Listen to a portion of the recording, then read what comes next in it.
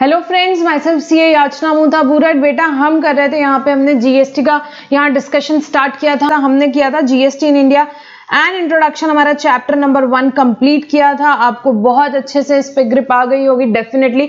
इस लेक्चर में हम स्टार्ट करने वाले हैं one of the most important chapter, supply under GST.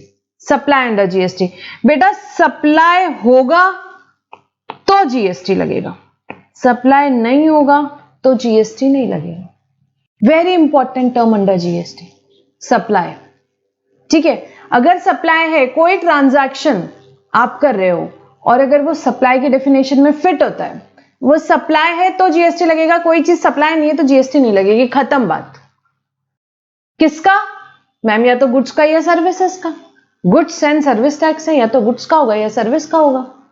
ठीक है, तो जीएसटी में इस पे आपके एग्जाम में क्वेश्चन आता ही आता है कि भाई ये पर्टिकुलर एक्टिविटी को सप्लाई बोलेंगे या नहीं बोलेंगे। ठीक है, case study type of questions आते हैं इसमें, जनरली एमसीक्यू भी पूछा जा सकता है। इसमें बहुत सारी चीजें, कंसेप्ट्स हैं, उस पे एमसीक्यू पूछे जाते हैं और case study type of question भी जो बहुत सारे कंसेप्ट्स पे हैं। मैं आपको बताऊंगी कौन से कंसेप्ट पे कैसे क्वेश्चन आते हैं, वो हम डिस्कस करेंगे डिटेल में। ठीक है, तो यहां पे सबसे पहले इंपॉर्टेंट चीज जीएसटी में समझना यह है कि भाई कोई भी ट्रांजैक्शन सप्लाई है कि नहीं, फिर वो सप्लाई गुड्स का है कि सर्विस का है, ऐसे आपको समझना पड़ेगा। क्या वो सप्लाई में कवर होता है या नहीं होता है, वो बहुत सारी चीजें जो हम यहाँ पे डिस्कस करेंगे। तो सबसे पहले हम समझेंगे कि यहाँ पे हम टैक्सेबल इवेंट का मतलब समझेंगे। कुछ इंपॉर्टेंट डेफिनेशंस है जिसमें मैं 2 मिनट में आती हूँ वापस से।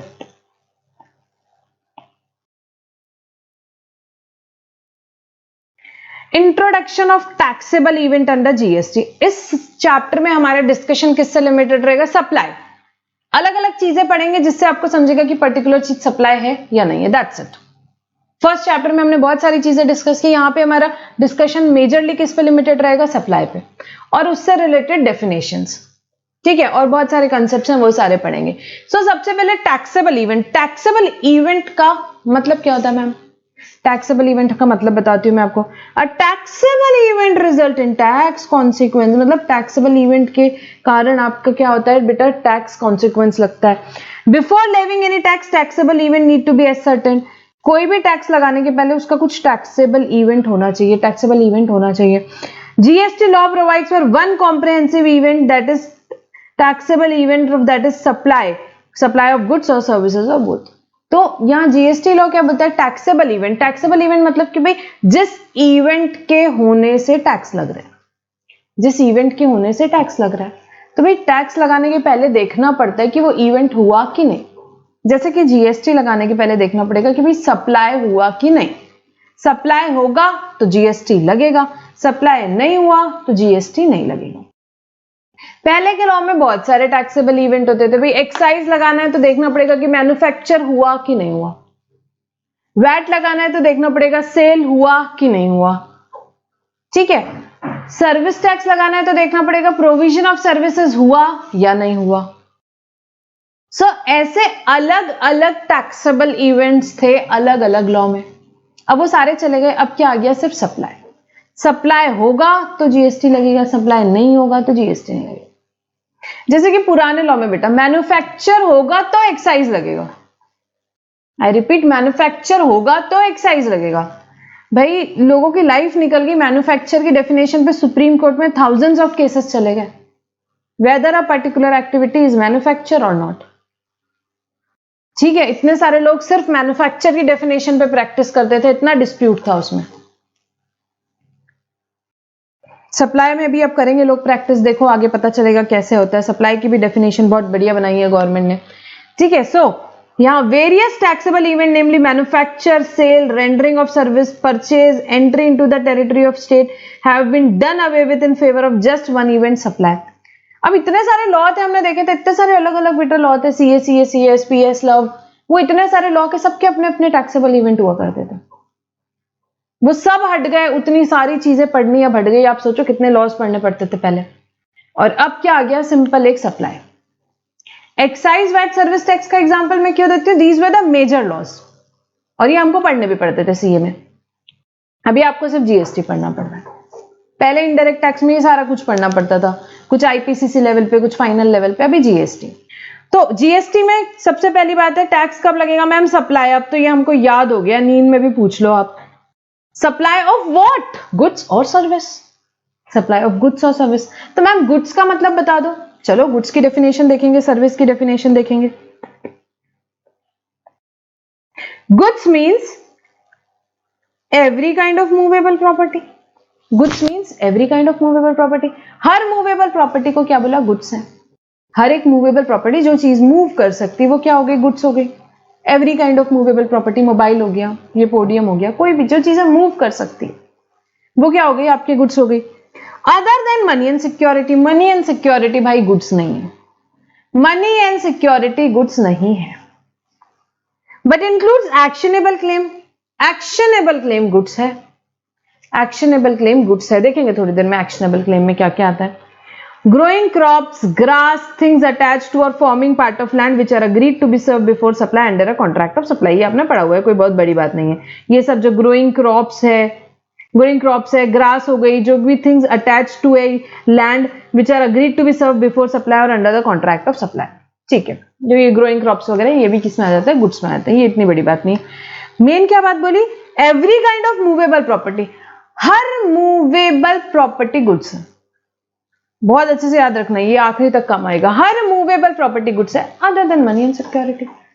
मनी एंड सिक्योरिटी गुड्स नहीं है, but includes actionable claim. Actionable claim क्या है? गुड्स है। गुड्स है। इस एक्शनेबल क्लेम को हम बहुत बार डिस्कस करेंगे इसी चैप्टर में। सर्विस की डेफिनेशन एक बार पढ़ेंगे। Service means anything other than goods, money and security. क्या बोल दिया? गुड्स के अलावा सब कुछ। Anything other than goods, that means everything other than goods. Goods के अलावा सब कुछ क्या हो गया? सर्विस हो गया। Other than goods, money and security. Money and security को यहां से भी बाहर कर दिया। सो बेटा मनी एंड सिक्योरिटी ना तो गुड्स है ना सर्विस है। गुड्स की डेफिनेशन से भी बाहर किया, सर्विस की डेफिनेशन से भी बाहर किया। गुड्स की डेफिनेशन से भी बाहर किया, सर्विस की डेफिनेशन से भी बाहर किया। तो मनी एंड सिक्योरिटी ना तो गुड्स ना तो सर्विस। तो भाई जो चीज ना गुड्स है ना सर्विस है, तो उस पे जीएसटी कैसे लगाएं? उस पे जीएसटी लगेगा कि नहीं लगेगा? जीएसटी किस पे लगता है? सप्लाई ऑफ गुड्स और सर्विस।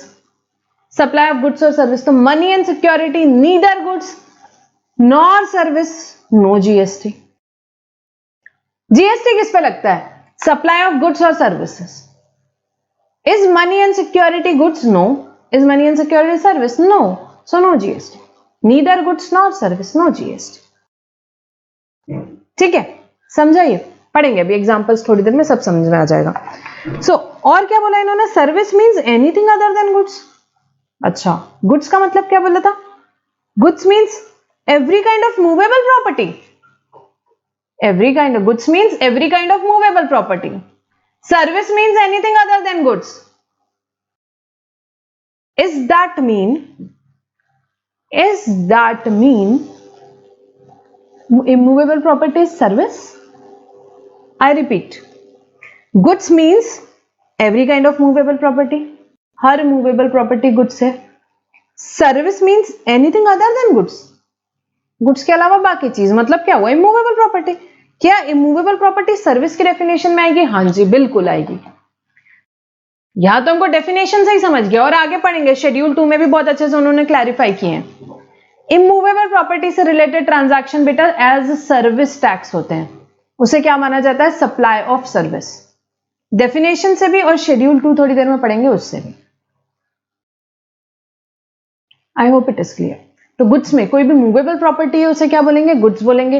इमूवेबल प्रॉपर्टी कहां पे आ जाती है? एनीथिंग अदर देन गुड्स में, इसलिए सर्विस की डेफिनेशन में आ जाती है। जैसे रेंटिंग ऑफ इमूवेबल प्रॉपर्टी, वो उसे सप्लाई ऑफ सर्विस का ट्रांजैक्शन बोलते हैं। थोड़ी देर में थोड़ा और डिटेल में पढ़ेंगे, ठीक है। सो ये एमसीक्यू में ऐसे क्वेश्चन पूछते हैं कि भाई ये सप्लाई ऑफ गुड्स है कि सप्लाई ऑफ सर्विस है, ये पढ़ेंगे थोड़ी देर में। So service means anything other than goods, money and security, but includes activity relating to use of money. Activities क्या इंक्लूड करेंगे? सर्विस की डेफिनेशन पढ़ रहे हैं। Service includes activities relating to use of money, money use करने की activities or its conversion by cash or by any other mode from one currency, one form currency or denomination to another form currency or denomination for which separate consideration is charged. For which separate consideration is charged. क्या बात हुई कि भाई use of money या conversion of money से एक currency से दूसरा करेंसी आप फॉर एग्जांपल कन्वर्ट कर रहे हो, जिसके लिए सेपरेट कंसिडरेशन चार्ज की गई, वो सर्विस में आता है, वो सर्विस में आता है, मनी सर्विस में नहीं आता। जैसे कि फॉर एग्जांपल मैंने क्या किया यहाँ पे कि फॉर एग्जांपल मैंने यहाँ पे करेंसी कन्वर्ट करी, मैंने आपको क्या दिया, मैंने इंडियन रुपीज दी, आपने मेरे को यूएस डॉलर्स दिए। ये ट्रांजैक्शन क्या है? Conversion in money, simple conversion in money. तो इसका क्या होगा भाई मैम, ये तो यहाँ पे मनी का ट्रांजैक्शन है, ये तो ना गुड्स है ना सर्विस है। हाँ बिल्कुल मान लिया, this is transaction in money, neither goods nor service. But उसके लिए जो कमीशन चार्ज किया आपने, मैंने आपको इंडियन रुपीज दी है, आप यहाँ पे क्या हो, यहाँ पे आप कोई ब्रोकर हो, यहाँ पे करेंसी एक्सचेंज करने वाले हो, आपने क्या किया, मुझे कमीशन चार्ज किया। तो वो क्या है, वो यहाँ पे बेटा कन्वर्जन ऑफ करेंसी के लिए सेपरेट कंसिडरेशन है, सेपरेट कंसिडरेशन है, तो उस पे सर्विस की डेफिनेशन में लिया है, उसे सर्विस की डेफिनेशन में लिया है। एग्जाम्पल देखेंगे, एक दो आपको समझ में आएगा। जैसे कि आप कर रहे हो, ये ऐसे एग्जाम्पल एग्जाम में डायरेक्टली पूछ सकते हैं। डिपॉजिट और withdrawal of money from bank, आप बैंक में पैसा डिपॉजिट कर रहे हो या विड्रॉ कर रहे हो, जीएसटी लगता है कि नहीं लगता? क्यों? It is transaction in money, neither goods nor service. Ma'am हमको ये तो पता था जीएसटी नहीं लगता, हम तो कई बार गए थे बैंक में डिपॉजिट कराने, जीएसटी नहीं लगा, बट हमको ये नहीं पता था क्यों नहीं लगा, क्योंकि ये गुड्स की डेफिनेशन में भी नहीं है, सर्विस की डेफिनेशन में भी नहीं, क्योंकि ये गुड्स की डेफिनेशन में भी नहीं है, ये सर्विस की डेफिनेशन में भी नहीं। This is transaction in money, neither goods nor service. This is transaction in money, neither goods nor service. So no GST, so no GST. This is transaction in money, neither goods nor service, neither goods nor service. ठीक है, अब deposit और withdrawal of money from bank की बात हुई है, deposit. अब क्या हुआ, आपने कुछ यहाँ पे बैंक में लोन प्रोसेस किया, उसके लिए आपको प्रोसेसिंग फीस लगी, क्या ये सप्लाई है? हाँ ये सप्लाई ऑफ सर्विस है। क्यों? क्योंकि for which separate consideration is charge. जब भी आपको बैंक हो गया या कोई ये सेपरेट कंसिडरेशन चार्ज कर रहे हैं यूज ऑफ मनी के लिए, या उसको कन्वर्जन कर रहे हो करेंसी में, उसके लिए, तो वो सेपरेट कंसिडरेशन है, it is a supply of service, it is a supply of service. अब आप कन्वर्जन ऑफ करेंसी कर रहे हो, जैसे जो एग्जांपल हमने लिया, इंडियन रुपीज मैंने दी, आपने यूएस डॉलर दिया, ठीक है, तो कन्वर्जन ऑफ करेंसी क्या है? Transaction in money, neither goods nor service, neither goods nor service. So it is transaction in money, neither goods nor service. ना गुड्स की डेफिनेशन में आता है, ना सर्विस की डेफिनेशन में आता है। But commission for conversion of currency लगा तो हाँ ma'am, it is a supply of service, it is a supply of service. क्यों? क्योंकि सेपरेट कंसिडरेशन चार्ज किया गया है कन्वर्जन ऑफ करेंसी के लिए। क्या? कमीशन। कमीशन क्या है? सेपरेट कंसिडरेशन है फॉर कन्वर्जन ऑफ करेंसी, इस पे जीएसटी लगेगा, it is a supply of service. और क्या माना जाएगा? इसे सर्विस माना जाएगा, इसे क्या माना जाएगा? सर्विस माना जाएगा। I hope it is clear. अब sale purchase of stock share derivatives, ये आपने यहाँ पे स्टॉक शेयर्स डेरिवेटिव्स खरीदे, ये क्या होते हैं? सिक्योरिटीज होती है। Securities also neither goods nor service, neither goods nor service. This is transaction in security, neither goods nor service, no GST, neither goods nor service, no GST। ठीक है, I hope it is clear। So service की definition वापस देखेंगे। Service means anything other than goods, मतलब immovable property, goods के अलावा जो भी चीजें वो service में आ गई। Anything other than money and security is kept out of service also, but includes activities relating to use of money। Activities कौन सी? मनी को यूज करके, और कन्वर्जन बाय कैश और any other mode from one currency to another currency और denomination for which separate consideration is charge, जिसके लिए separate consideration charge की गई है। उसे भी क्या बोला इन्होंने? उन्होंने बोला भाई ये भी सर्विस में आ जाएगी। शर्त क्या है? सेपरेट कंसिडरेशन चार्ज होनी चाहिए। तो जो सेपरेट कंसिडरेशन है उस पर जीएसटी लग जाएगा, मतलब कि जैसे कमीशन पे लग जाएगा। करेंसी जो कन्वर्ट करे उस पर नहीं लगेगा। मैंने 1 लाख रुपए इंडियन रुपीज दी, उसकी इक्विवेलेंट आपने मेरे को यूएस डॉलर दिया, उस पर नहीं लगेगा। उस पर मैंने 1% कमीशन चार्ज किया, वो कमीशन का जो अमाउंट है उस पर जीएसटी लगेगा, क्योंकि वो जो कमीशन है वो है सप्लाई ऑफ सर्विस, और सप्लाई पे लगता है जीएसटी। ठीक है, समझा? अब यहां पे एक एक्सप्लेनेशन है, वो पढ़ेंगे, इंपॉर्टेंट है। For the removal of doubt, it is hereby clarified that the service include facilitating or arranging transaction in security. अब सिक्योरिटी को भी कहां रखा उन्होंने? Out of goods, out of service रखा था सिक्योरिटीज को, मतलब परचेज सेल कर रहे हो आप शेयर्स को, डेरिवेटिव्स को, उसको क्या रखा था भाई? ना गुड्स है ना सर्विस है। Transaction in securities neither goods nor service, no GST. But आप क्या कर रहे हो? फैसिलिटेट कर रहे हो और अरेंज कर रहे हो ट्रांजैक्शन इन सिक्योरिटी। अगेन जैसे कि since security are excluded from definition of goods and service, they are neither goods nor service, ये हमने डिस्कस किया। However, facilitating or arranging transaction in security is liable to GST. ठीक है, लोगों को यहाँ डाउट हुआ क्योंकि यहाँ जो नीचे इन्होंने लिखा था ना, but includes activities relating to use of money लिखा था, सिक्योरिटी का नहीं लिखा था।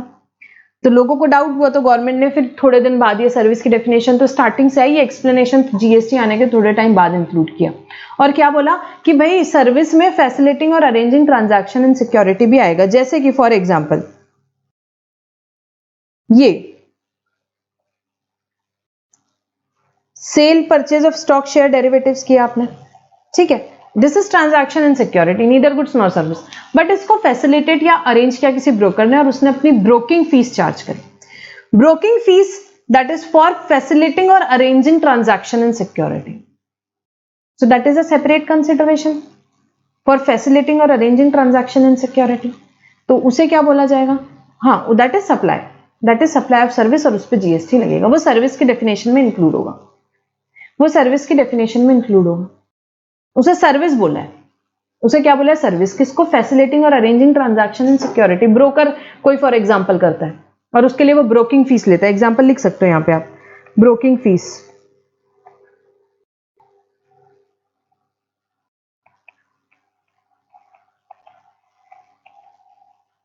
Broking fees for sale of stock share derivatives, कुछ भी।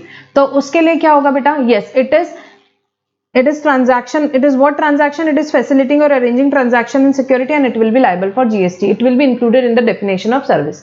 वो लाइबल वाइबल बाद में देखेंगे, अभी हम क्या पढ़ रहे हैं? सिर्फ गुड्स और सर्विस की डेफिनेशन, गुड्स और सर्विस की डेफिनेशन। अभी सप्लाई की डेफिनेशन पढ़ेंगे तब आपको पता चलेगा, जब कंसिडरेशन होता है तभी जीएसटी लगता है। तो ब्रोकर ऑब्वियसली फ्री में तो काम करेगा नहीं, ब्रोकरेज तो लेगा, वो भी थोड़ी देर बाद की बात है। अभी क्या समझना है आपको कि भाई अगर जो सिक्योरिटीज है, सिक्योरिटीज का भी क्या सर्विस में क्या आएगा? सिक्योरिटीज का फैसिलिटिंग और अरेंजिंग ट्रांजैक्शन इन सिक्योरिटी भी किस में आएगा? सर्विस में ही आएगा, सर्विस में ही आएगा। क्योंकि यहां पे इन्होंने सिर्फ मनी यूज किया था तो लोगों को डाउट हुआ, तो गवर्नमेंट ने बोला भाई हमारा इंटेंशन दोनों चीज के लिए फैसिलिटिंग और अरेंजिंग ट्रांजैक्शन इन सिक्योरिटी है, तो वो भी सर्विस में आएगा, कोई दिक्कत की बात नहीं। सो एक बार रिवाइज करवाऊंगी, बहुत इंपॉर्टेंट डेफिनेशन है अभी से लेके सीए फाइनल तक के, और प्रैक्टिकली भी बहुत काम आएगी। जब ये आर्टिकलशिप शुरू करोगे तभी समझ में आएगा। सो गुड्स में क्या आता है बेटा? Goods means every kind of movable property other than money and security, every kind of movable property other than money and security, but includes actionable claim। actionable claim को क्या बोला है? गुड्स बोला है। एक्शनेबल क्लेम को क्या बोला है? गुड्स बोला है। अभी इतना याद रखो, थोड़ी देर बाद पढ़ेंगे बाकी। यहां पे देखो एक एक्शनेबल क्लेम था, उसका एग्जांपल भी देख लेते हैं। एक्शनेबल क्लेम मतलब गुड्स, इट इज गुड्स, आगे का थोड़ी देर बाद पढ़ेंगे। But includes actionable claim, growing crops, grass and things attached to और फॉर्मिंग पार्ट ऑफ लैंड, ठीक है।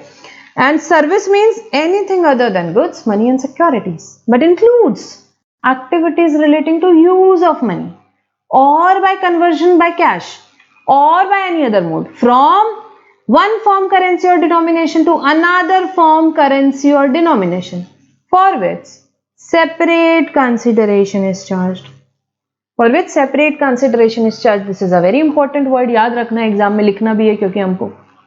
and service also includes facilitating or arranging transaction in securities, ठीक है, ये बात हुई। तो ये पॉइंट एक्सप्लेनेशन पहले नहीं था, बाद में इंक्लूड किया। So goods means anything other then, sorry यहाँ पे हम एक बार फटाफट क्या बोल रही हूँ मैं आपको, गुड्स में जो सबसे इंपॉर्टेंट पार्ट है वो क्या याद रखना है? Goods means every kind of movable property other than money and securities, but includes actionable claim. Service means anything other than goods, money and securities, but includes activities relating to use of money or conversion one currency denomination to another currency denomination for which separate consideration is charged.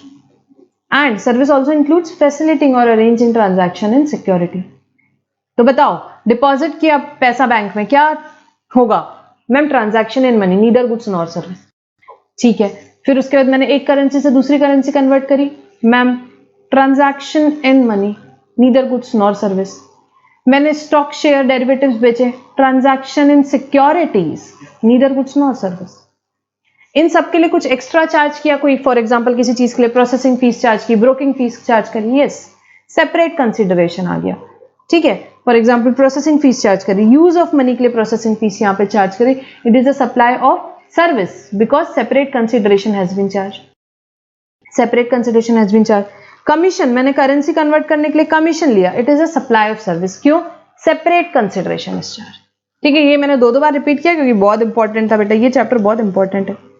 अब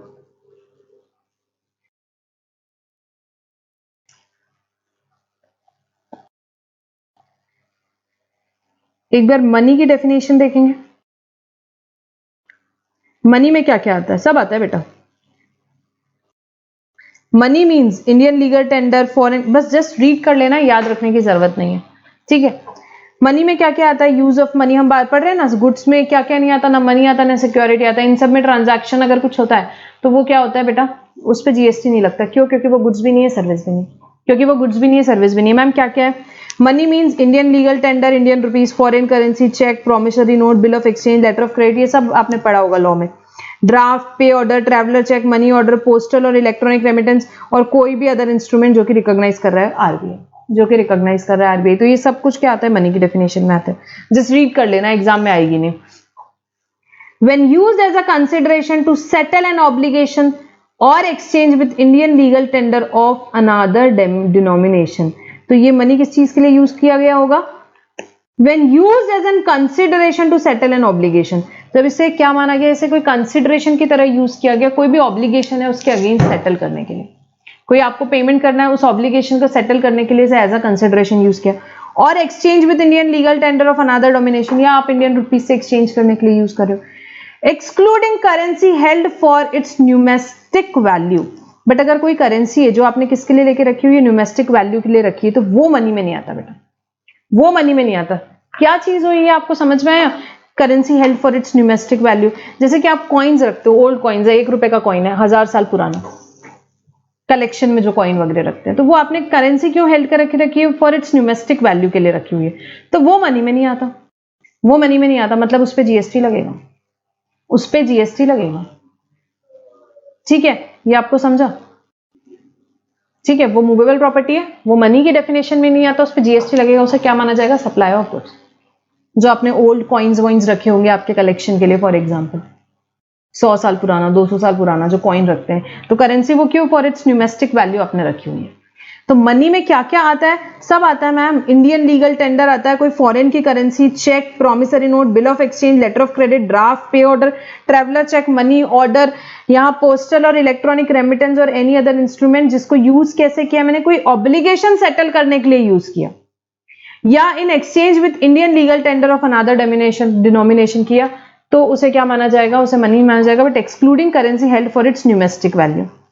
ठीक है, तो ये institute ने MCQ एक release किया था, उसमें इस पे क्वेश्चन था कि भाई जो एक कॉइन रखा हुआ है 1000 साल पुराना, उसे क्या माना जाएगा? सप्लाई.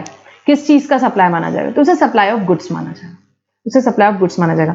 बाकी मनी की डेफिनेशन ना कभी पूछे हैं ना वो आपको एग्जाम में पूछेंगे. सो ये बात हुई. नेक्स्ट अब स्टार्ट करेंगे सप्लाई की definition. Meaning and scope of supply, section 7 of CGST act 2017. ठीक है, सीजीएसटी एक्ट 2017 का सेक्शन 7 हम यहाँ पे स्टार्ट करेंगे. क्या बोलता है? सप्लाई. सप्लाई की डेफिनेशन है यहाँ पे बेटा, वेरी वेरी इंपॉर्टेंट डेफिनेशन. क्यों भाई? सप्लाई होगा तो जीएसटी लगेगा, सप्लाई नहीं होगा तो जीएसटी नहीं लगेगा. So it is very important to understand कि भाई सप्लाई कब होगा. सो पढ़ेंगे सप्लाई इंक्लूड्स, इंक्लूसिव डेफिनेशन है. सप्लाई इंक्लूड सेक्शन 7 पढ़ेंगे यहाँ पे. सेक्शन 7(1)(a) क्या बोलता है देखेंगे. सेक्शन 7(1)(a) बोलता है supply includes all form of supply of goods और सर्विस और बोथ. क्या बोला? All form of supply of goods और सर्विस और बोथ का कोई रेलेवेंस नहीं है, या तो सप्लाई किसका होगा, गुड्स का होगा या सर्विस का होगा, सच एज एग्जाम्पल दे दिए, इलस्ट्रेटिव चीजें क्या, sale, transfer, barter, exchange, licence, rental, lease, disposal, made और agreed to be made for a consideration by a person in the course और furtherance of business.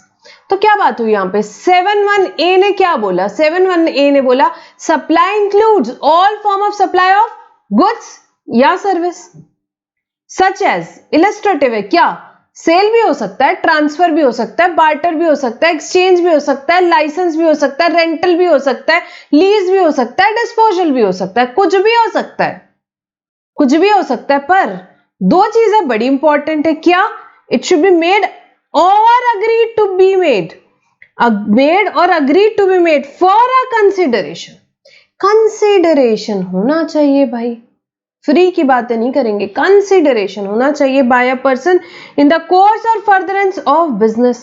So 7(1)(a) के हिसाब से क्या important है यहाँ पे कि भाई दो चीजें, एक तो कंसिडरेशन रहे और एक दूसरा बिजनेस के लिए रहे, तो सप्लाई होगा 7(1)(a) के हिसाब से, सप्लाई होगा 7(1)(a) के हिसाब से, इसमें से एक कोई भी चीज मिस हुई तो सप्लाई नहीं है 7(1)(a) के हिसाब से, सप्लाई होगा तो जीएसटी लगेगा। तो सबसे पहले सप्लाई कहां पे हमने बात करी, 7(1)(a) पढ़ रहे हैं अभी हम सिर्फ, तो 7(1)(a) ने क्या बोला कि भाई सप्लाई हो जाएगा, बट दो चीजें इंपॉर्टेंट है, कंसिडरेशन होना चाहिए, बिजनेस के लिए होना चाहिए, तो जीएसटी लगेगा, फ्री में है तो नहीं लगेगा, या बिजनेस के लिए नहीं है, पर्सनल पर्पस का गुड्स है मेरा, मैंने सप्लाई किया तो क्या जीएसटी लगेगा, नहीं लगेगा, मैंने मेरे घर की कार बेची, जीएसटी लगता है क्या, नहीं, क्यों नहीं लगता, बिजनेस के लिए नहीं है, सेकेंड, मैंने बिजनेस की कार फ्री में बेची, जीएसटी लगेगा क्या, नहीं लगेगा, क्यों नहीं लगेगा, कंसिडरेशन नहीं। 7(1)(a) की बात कर रहे हैं अभी खाली, 7(1)(a) में दो चीजें इंपॉर्टेंट है क्या, कंसिडरेशन होना चाहिए, बिजनेस के लिए होना चाहिए, अगर ऐसा है तो सप्लाई है, नहीं है तो सप्लाई नहीं है। विदाउट कंसिडरेशन की कुछ चीजें रहती है, चार चीजें जैसे सप्लाई बोलते हैं, बट 7(1)(a) की बात नहीं है, वो अभी हम शेड्यूल 1 में पढ़ेंगे, 7(1)(c) रेड विद शेड्यूल 1 के हिसाब से, विदाउट कंसिडरेशन वाले, वहां की बात अभी नहीं करेंगे, अभी एक एक चीजें पढ़ेंगे, अभी 7(1)(a) पढ़ रहे हैं, अभी हम पूरा सेक्शन 7 एक बार रीड कर रहे हैं, उसके बाद में हम रिस्पेक्टिव शेड्यूल 1, शेड्यूल 2, शेड्यूल 3 सब पे अपना अपना एक एक घंटे का डिफरेंट डिस्कशन रहेगा, आपको सारा कुछ याद हो जाएगा। एक बार सेक्शन 7 पढ़ लेते हैं, उसके बाद एक एक शेड्यूल्स पे आगे जाते जाएंगे, ठीक है। तो सबसे पहले अभी 7(1)(a) की बात करते हैं हम, तो इसमें कुछ टर्म्स यूज किए, sale, transfer, barter, exchange, lease, rental, lease और डिस्पोजल, तो ये एक बार समझेंगे, ये आपको पता है, फिर भी एक बार, बहुत इजी है, 2 मिनट समझेंगे। सेल मतलब क्या हुआ भाई, सिंपल सी भी चीज है, मैंने बेची, फॉर एग्जांपल कोई चीज, किसने, एक मोबाइल शॉप ओनर ने क्या किया, अपना मोबाइल बेचा मिस्टर राहुल को, तो क्या जीएसटी लग सकता है, हाँ बिल्कुल लगता है, सेल के ट्रांजैक्शन पे बिल्कुल लग सकता है, सप्लाई ऑफ गुड्स हो गया। ट्रांसफर का मतलब क्या होता है भाई, ट्रांसफर क्या हुआ, ब्रांचेस के बीच में ट्रांसफर, फैक्ट्री के बीच में ट्रांसफर, वेयर हाउस आपने अपनी एक ब्रांच से दूसरी ब्रांच गुड्स यहाँ बेचे, तो उसे क्या बोलते हैं, ट्रांसफर बोलते हैं।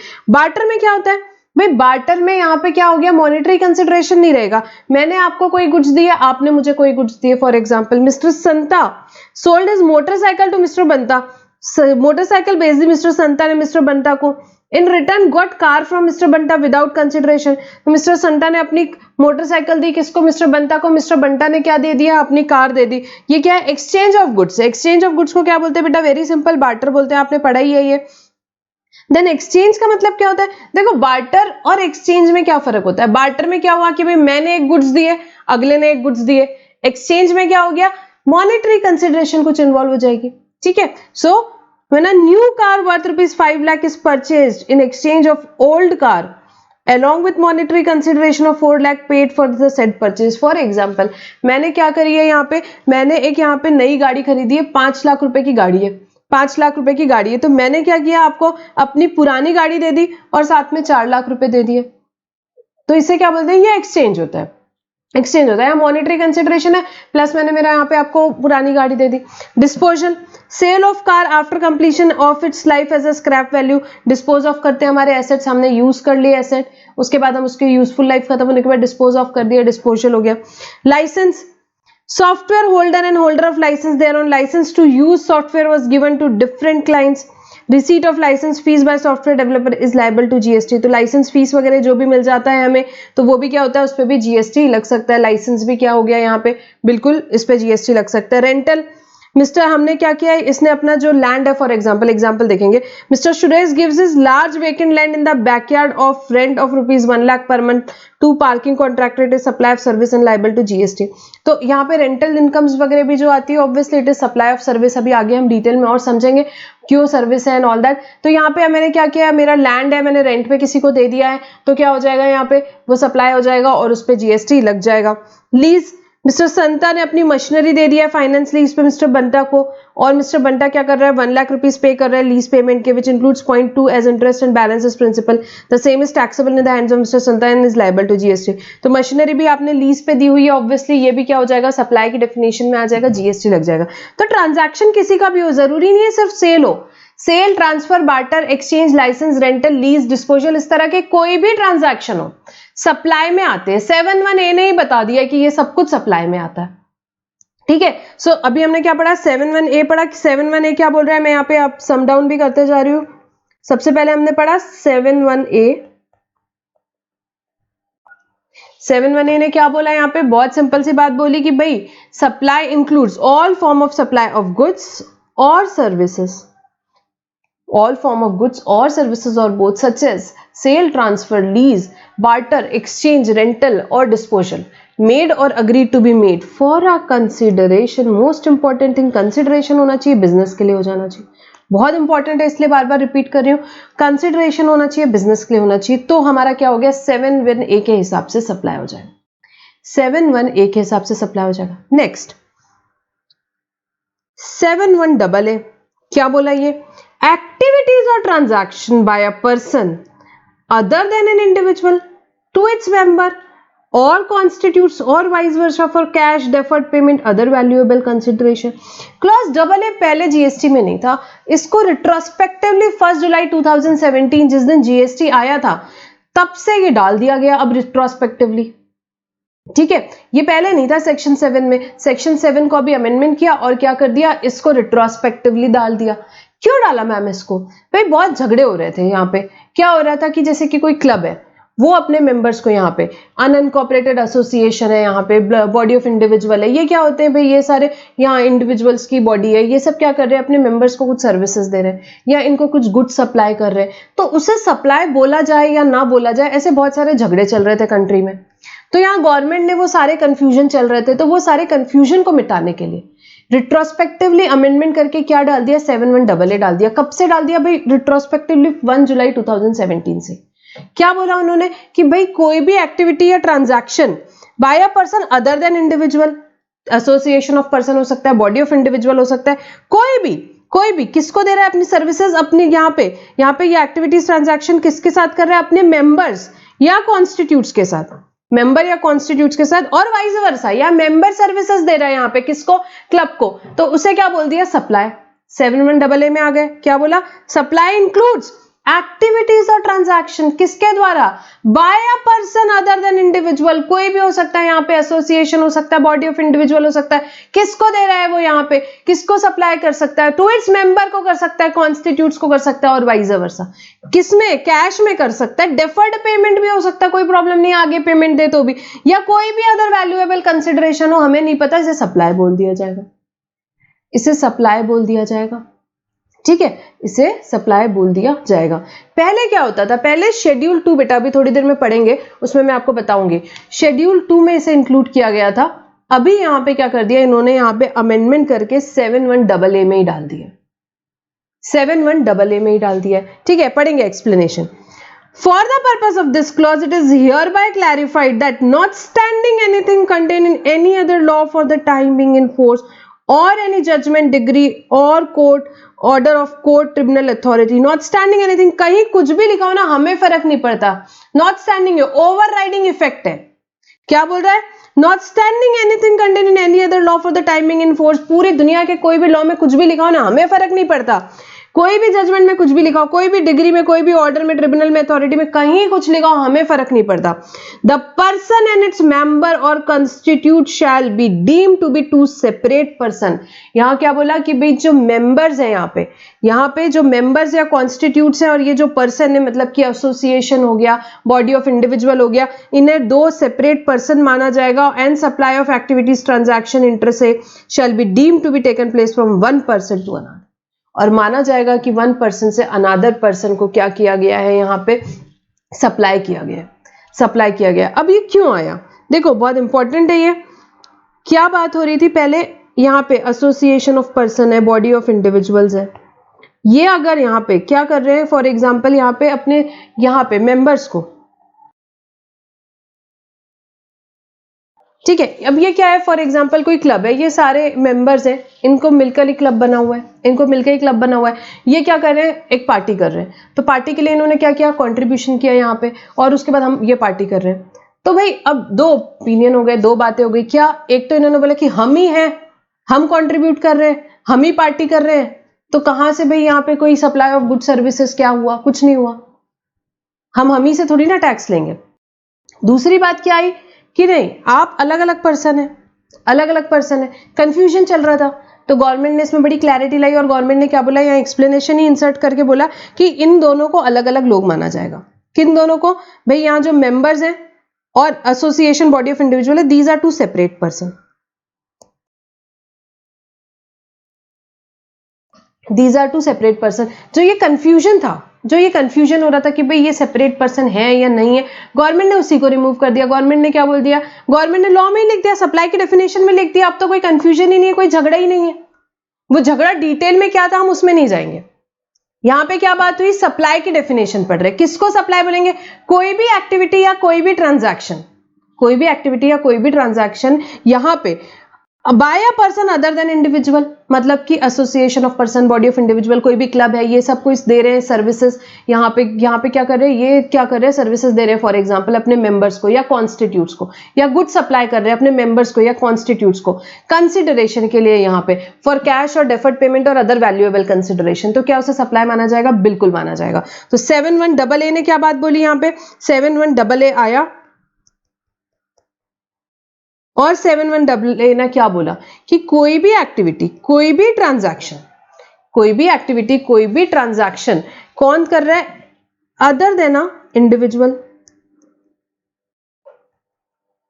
फॉर एग्जाम्पल रोटरी क्लब हो सकता है, यहाँ पे क्लब महिंद्रा हो सकता है, कोई भी हो सकता है। सो इन्होंने क्या करी है, यहाँ पे कोई भी एक्टिविटी, कोई भी ट्रांजैक्शन अदर देन इंडिविजुअल, यहाँ पे किसको दे रहा है, वो अपने मेंबर्स को दे रहा है, कॉन्स्टिट्यूट को दे रहा है, या वाइस वर्सा, उसे क्या मान लिया जाएगा, सप्लाई मान लिया जाएगा। अगर वो किस चीज के लिए है, यहाँ पे फॉर कैश हो सकती है, फॉर डेफर्ड पेमेंट हो सकता है, या कोई भी वैल्यूएबल कंसिडरेशन हो सकता है। और इन दोनों को क्या माना जाएगा, इन दोनों को सेपरेट पर्सन माना जाएगा। एक्सप्लेनेशन ने क्या बोला, ये मेंबर्स कॉन्स्टिट्यूट्स को, ठीक है, और यहाँ पे ये जो एसोसिएशन बॉडी ऑफ इंडिविजुअल्स है, इन्हें क्या माना जाएगा, दो सेपरेट पर्सन माना जाएगा, दो सेपरेट पर्सन माना जाएगा। क्योंकि झगड़ा क्या हो रहा था कि भाई अगर ये दोनों एक ही पर्सन है तो भाई किसने किसको सर्विस प्रोवाइड की, किसी ने गुड्स किसको प्रोवाइड करे, तो जीएसटी थोड़ी ना लगेगा। तो गवर्नमेंट ने बोल दिया नहीं, ये दो अलग अलग लोग हैं। झगड़ा यही था कि भाई ये एक जन है, अलग अलग है, नहीं, ये गवर्नमेंट ने क्लियर बोल दिया these are two separate person. यहां पे फॉर एग्जाम्पल यहाँ क्लब महिंद्रा है, इन्होंने कुछ सर्विस प्रोवाइड करी अपने मेंबर्स को, उसके लिए वो मेंबर्स से कोई फीस ले रहे हैं, मेंबर्स उनको फीस दे रहा है, तो क्या इस पे जीएसटी लगेगा, बिल्कुल जीएसटी लगेगा, बिल्कुल जीएसटी लगेगा। ठीक है, तो क्लब महिंद्रा ने कोई सर्विसेज प्रोवाइड करी, उसके लिए वो मेंबरशिप फीस ले रहे हैं, उस पर बिल्कुल जीएसटी लगेगा। क्यों जीएसटी लगेगा, यहाँ पे क्लियर है, अभी 71AA ने ही बोल दिया है कि कोई भी activity transaction other than individual for its members, for cash, deferred payment और वैल्यूएबल कंसिडरेशन, उसे क्या माना जाएगा, सप्लाई माना जाएगा। और इन दोनों को टू सेपरेट पर्सन माना जाता है और उस पर जीएसटी लगेगा। ठीक है, कोई क्लब है यहाँ पे क्या कर रहा है, फ्रेंड्स क्लब है फॉर एग्जांपल, वो गुड सप्लाई कर रहा है अपने मेंबर्स को, मेंबर्स उसके लिए यहाँ पे क्या कर रहे हैं, चार्जेस पे कर रहे हैं, मेंबर्स ने पेमेंट किया, कोई भी गुड सप्लाई कर रहे हैं, तो क्या इस पे जीएसटी लगेगा, बिल्कुल लगेगा। क्यों, क्योंकि ये ट्रांजैक्शन क्या हो जाएगा, सप्लाई की डेफिनेशन में आ जाएगा एज पर 71AA। ये दोनों को सेपरेट पर्सन माना जाएगा। ये फ्रेंड्स क्लब है यहाँ पे, ठीक है, 25 लोगों का क्लब है फॉर एग्जाम्पल, इन लोगों ने मिलकर क्लब यहाँ बनाया है। तो यहाँ पे ये क्लब क्या कर रहे हैं, इनको गुड्स प्रोवाइड कर रहे हैं, मेंबर्स इसको पेमेंट कर रहे हैं, तो क्या इस पे जीएसटी लगेगा? बिल्कुल जीएसटी लगेगा, ठीक है। तो 71AA में हमारी क्या बात हुई यहाँ पे?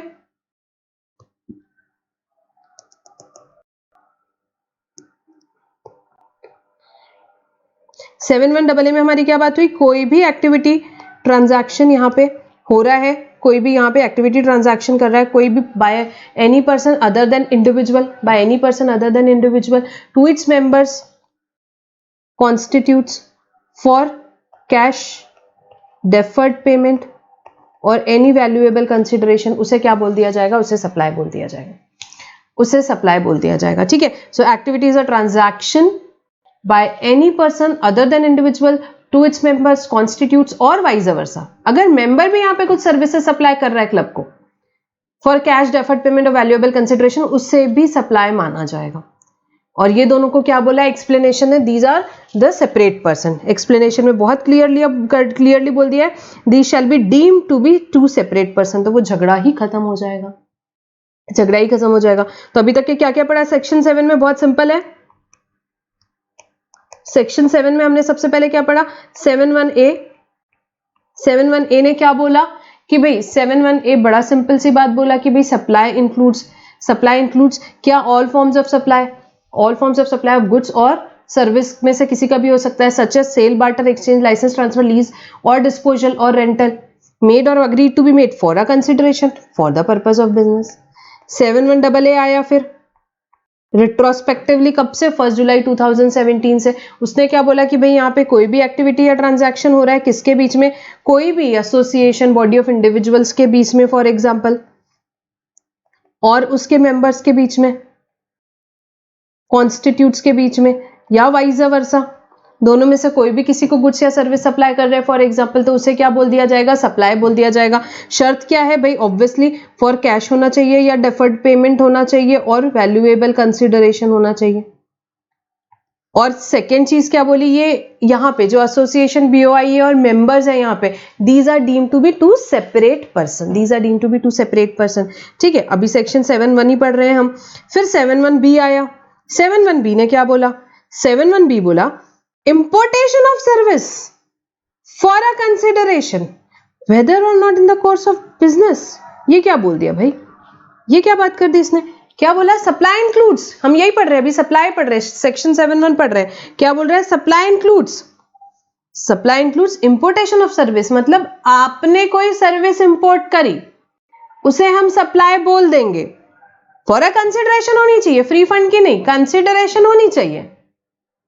वेदर और not in the course of furtherance of business, चाहे बिजनेस के लिए हो चाहे बिजनेस के लिए ना हो, हम सप्लाई बोल देंगे, हम जीएसटी ले लेंगे, ऐसा बोल दिया 7(1)B ने। जी हाँ, देखो 7(1)B ने क्या बोला।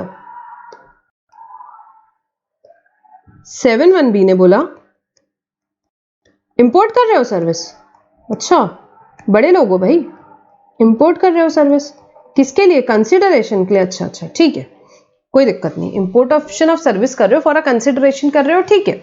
चाहे बिजनेस के लिए कर रहे हो चाहे बिजनेस के लिए नहीं कर रहे हो, हम इसे सप्लाई बोल देंगे, हम जीएसटी लगा देंगे। ये तो बड़ी गलत बात हो गई। बिजनेस के लिए नहीं मतलब पर्सनल पर्पस के लिए, पर्सनल पर्पस के लिए। मैंने कोई सिंगर को बुलाया यहाँ पे यूएस से, किस चीज के लिए बुलाया? मेरे घर में कोई फंक्शन है, मेरी शादी में मैंने किसी सिंगर को बुलाया यूएस से, आओ भाई गाना गाओ, यहाँ पे क्या हो गया? जीएसटी लग गया। ये तो गलत बात है, ये तो गलत बात है। गवर्नमेंट ने भी मानी ये बात कि हाँ भाई हमने 7(1)B में तो लिख दी, बट बात तो गलत है। आपने आपके घर के फंक्शन के लिए बुलाया तो अभी जीएसटी नहीं लगना चाहिए। तो पहले 7(1)B में तो लिख दिया, अभी हम 7(1)B के हिसाब से सप्लाई है क्या? हाँ है। घर में सिंगर को बुलाया तो भी ये हाँ है। क्यों?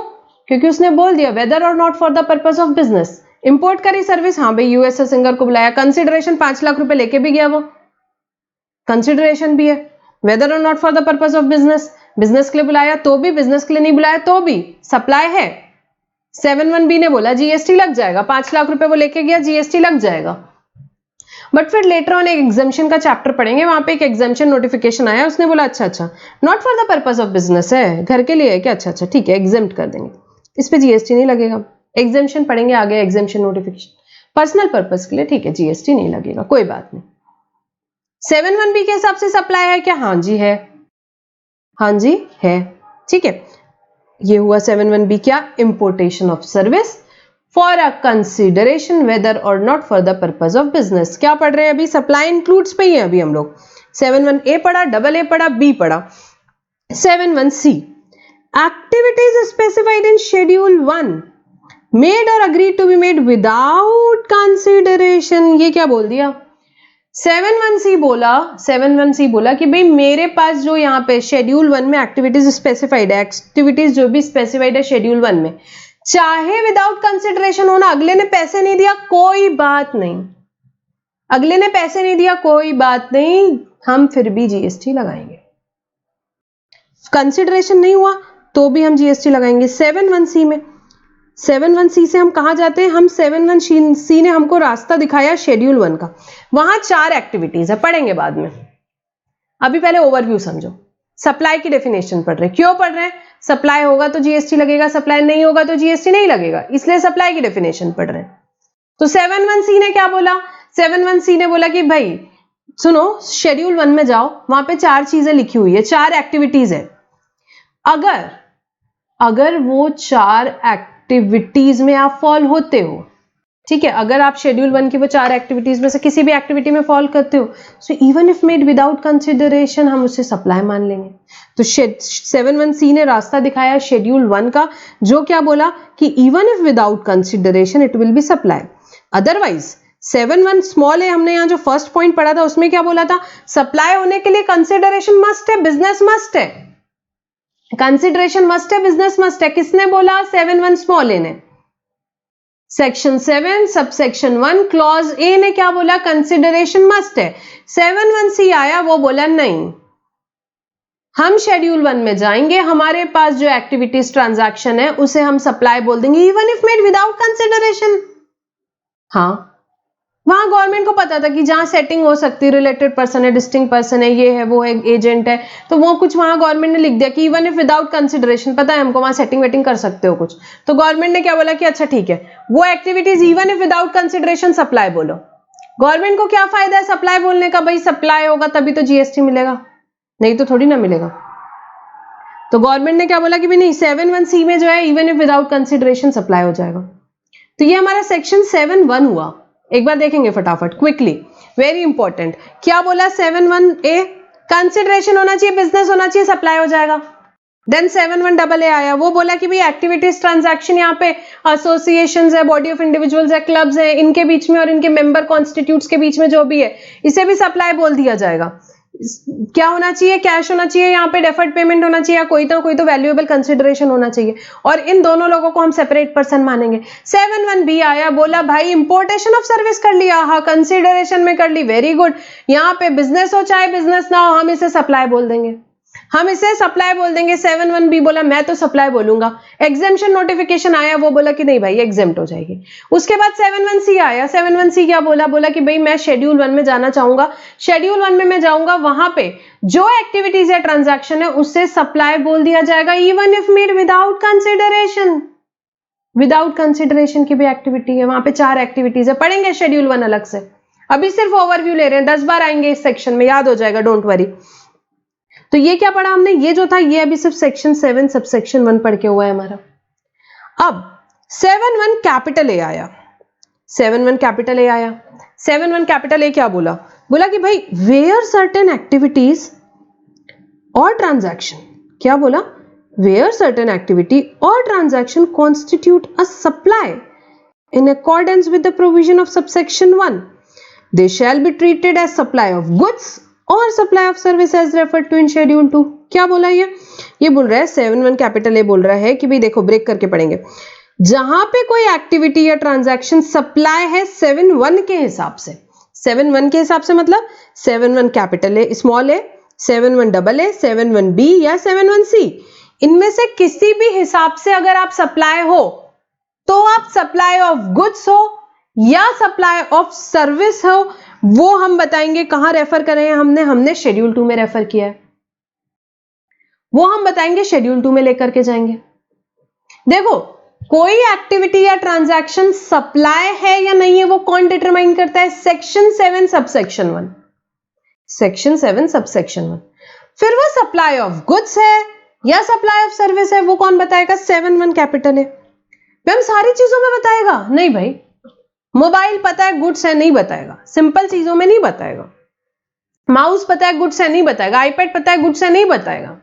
जहां पुराने लॉ में कंफ्यूजन था, जहां गवर्नमेंट को लगा कि गड़बड़ हो रही है, वहां गवर्नमेंट ने बहुत ही बढ़िया शेड्यूल बनाया है, शेड्यूल 2, और वहां बता दिया कि भाई इसको क्या बोलेंगे, इसको सप्लाई ऑफ सर्विस बोलेंगे कि इसको सप्लाई ऑफ गुड्स बोलेंगे। जहां उनको पता था कि बाद में ये लोग लड़ेंगे झगड़ेंगे, उन्होंने देख लिया पुराने सारे लॉ में ये झगड़ा कर ही रहे, तब वहां गवर्नमेंट ने क्लियर कर दिया किसको सप्लाई ऑफ गुड्स बोलना है, किसको सप्लाई ऑफ सर्विस बोलना है। सबके लिए नहीं है, जहां गवर्नमेंट को लगा कंफ्यूजन आ सकता है, फ्यूचर में डिस्प्यूट हो सकता है कि ये गुड्स है कि सर्विस है, उसके लिए गवर्नमेंट ने बताया। तो 7(1) कैपिटल ए ने क्या बोला? इसने बोला कि भाई कोई एक्टिविटी या ट्रांजैक्शन अगर सप्लाई है 7(1) के हिसाब से, कोई एक्टिविटी या ट्रांजैक्शन अगर सप्लाई है 7(1) के हिसाब से, 7(1) ए, डबल ए, बी या सी जो भी था हमारा, उसके हिसाब से अगर सप्लाई है तो वो सप्लाई ऑफ गुड्स है कि सप्लाई ऑफ सर्विस है वो मैं बताऊंगा। देखो 7(1) कैपिटल ए कभी ये नहीं बताएगा कि कोई ट्रांजैक्शन सप्लाई है कि नहीं है। नहीं, हमारा काम नहीं है। 7(1) कैपिटल ए ने बोला ये मेरा काम नहीं है। मेरा काम क्या है? मेरा काम ये है कि अगर 7(1) के हिसाब से सप्लाई है तो वो सप्लाई ऑफ गुड्स है कि सप्लाई ऑफ सर्विस है वो मैं बता दूंगा। ठीक है, तो अभी हमारा इसके आगे क्या आया? 7(1) कैपिटल ए आया। 7(1) कैपिटल ए क्या बोला कि भाई कोई एक्टिविटी या कोई ट्रांजैक्शन अगर सप्लाई है एज पर 7(1), कोई एक्टिविटी या कोई ट्रांजैक्शन सप्लाई है एज पर 7(1), तो यहां पे मैं क्या बताऊंगा? मैं बताऊंगा 7(1) ए हूं मैं, और मैं बताऊंगा कि वो सप्लाई ऑफ गुड्स है कि सप्लाई ऑफ सर्विस है। हर चीज में नहीं बताऊंगा मैं, जो जो उसमें दिए हुए हैं वही बताएंगे। कुछ ही पॉइंट्स मेंशन्ड है उसमें, जैसे कि रेस्टोरेंट सर्विस, उनको पता है पुराने लॉ में वैट वाले और सर्विस टैक्स वाले झगड़ा ही कर रहे थे। वैट वाले बोल रहे थे ये गुड्स है, सर्विस टैक्स वाले बोल रहे थे ये सर्विस है, उसमें दोनों टैक्स लगते थे। ठीक है, तो उनको पता है कि जहां पुराने लॉ में झगड़े चल रहे थे वहां उन्होंने यहां पे क्लियर कर दिया। जीएसटी में क्या बोला कि भाई रेस्टोरेंट सर्विस है, गुड्स नहीं है। तो जहां झगड़े थे वो उन्होंने कंफ्यूजन कर दिया, यहां जहां गवर्नमेंट को लग रहा था कि आगे डिस्प्यूट हो सकता है वो क्लियर कर दिया। 7(1) कैपिटल ए क्या बोला? जो 7(1) के हिसाब से सप्लाई है वो सप्लाई ऑफ गुड्स है कि सप्लाई ऑफ सर्विस है वो मैं बताऊंगा। 7(1) कैपिटल ए। उसके बाद आया सेक्शन 7 सबसेक्शन 2।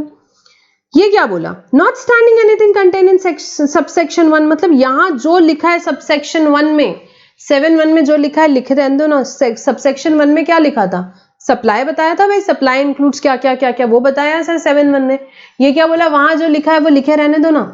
एक्टिविटीज और ट्रांजैक्शन स्पेसिफाइड इन शेड्यूल 3, जो एक्टिविटी या जो ट्रांजैक्शन लिखा है कहां? शेड्यूल 3 में, shall be treated neither as supply of goods nor as supply of service. उसे ना हम सप्लाई ऑफ गुड्स बोलेंगे ना सप्लाई ऑफ सर्विस बोलेंगे। भाई ये क्या बोल दिया? नॉट स्टैंडिंग है, ओवरराइडिंग इफेक्ट है। शेड्यूल 3 में जो भी है उसे ना सप्लाई ऑफ गुड्स बोलेंगे ना सप्लाई ऑफ सर्विस बोलेंगे, उस पे जीएसटी ही नहीं लगेगा। मतलब अगर मैम बिजनेस के लिए है तो कोई बात नहीं, कंसिडरेशन है तो भी कोई बात नहीं, गुड्स का है कोई बात नहीं।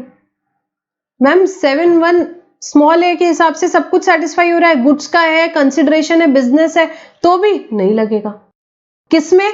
जो एक्टिविटी या जो ट्रांजैक्शन दिया है शेड्यूल 3 में, ओवरराइडिंग इफेक्ट है यहाँ पे 7 सबसेक्शन 2 का। वो क्या बोला कि भाई शेड्यूल 3 में जो भी लिखा है that is neither supply of goods nor supply of service. Supply of goods भी नहीं है, सप्लाई ऑफ सर्विस ही नहीं है, सप्लाई नहीं है, सप्लाई नहीं है तो जीएसटी नहीं लगेगा। क्या? शेड्यूल 3 में जो लिखा है। एक भी ये बात हुई। दूसरा क्या बोला उसने? Notwithstanding anything contain in subsection 1, activities और transaction undertaken by state government, central government और एनी अदर लोकल अथॉरिटी।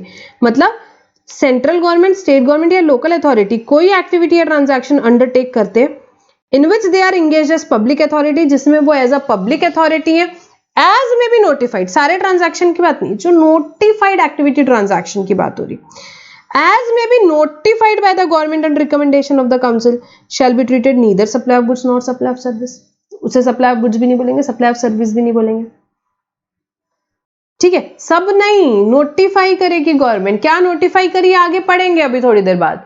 अभी क्या बात की उन्होंने कि वो एक्टिविटी, वो ट्रांजैक्शन जिसमें central government, state government, local authority कैसे इंगेज है, as a public authority engage है, as a public authority engage है, और जो कि नोटिफाई करी है गवर्नमेंट ने, उसे ट्रीट करना है क्या, उसे नहीं ट्रीट करना है neither as a supply of goods nor supply of service. देखो क्या बोल दिया सेक्शन 7 सबसेक्शन 2 पे आए हम। सेक्शन 7 सबसेक्शन 2 ने बोला कि भाई यहां पे जो ए क्लॉज में लिखा है कि भाई शेड्यूल 3 में जो है, शेड्यूल 3 में सेक्शन 7 सबसेक्शन 2 क्लॉज ए ने क्या बोला, शेड्यूल 3 में जो मेंशन है उसको नहीं ट्रीट करना है, ना हमें सप्लाई ऑफ गुड्स ट्रीट करना है, ना उसे सप्लाई ऑफ सर्विस ट्रीट करना है। इन शॉर्ट वो सप्लाई ही नहीं है, इन शॉर्ट वो सप्लाई ही नहीं है। और क्लॉज बी ने क्या बोला कि भाई जो भी एक्टिविटी ट्रांजैक्शन कौन अंडरटेक कर रहा है, जो भी एक्टिविटीज या ट्रांजैक्शन अंडरटेक कर रहा है, या तो सेंट्रल गवर्नमेंट, या तो स्टेट गवर्नमेंट, या तो local authority, in which they are engaged as public authority, in which they are engaged as public authority and notified, उसको भी ट्रीट नहीं करना है सप्लाई, उसको भी सप्लाई ट्रीट नहीं करना है, ना सप्लाई ऑफ गुड्स ट्रीट करना है, ना सप्लाई ऑफ सर्विस ट्रीट करना है।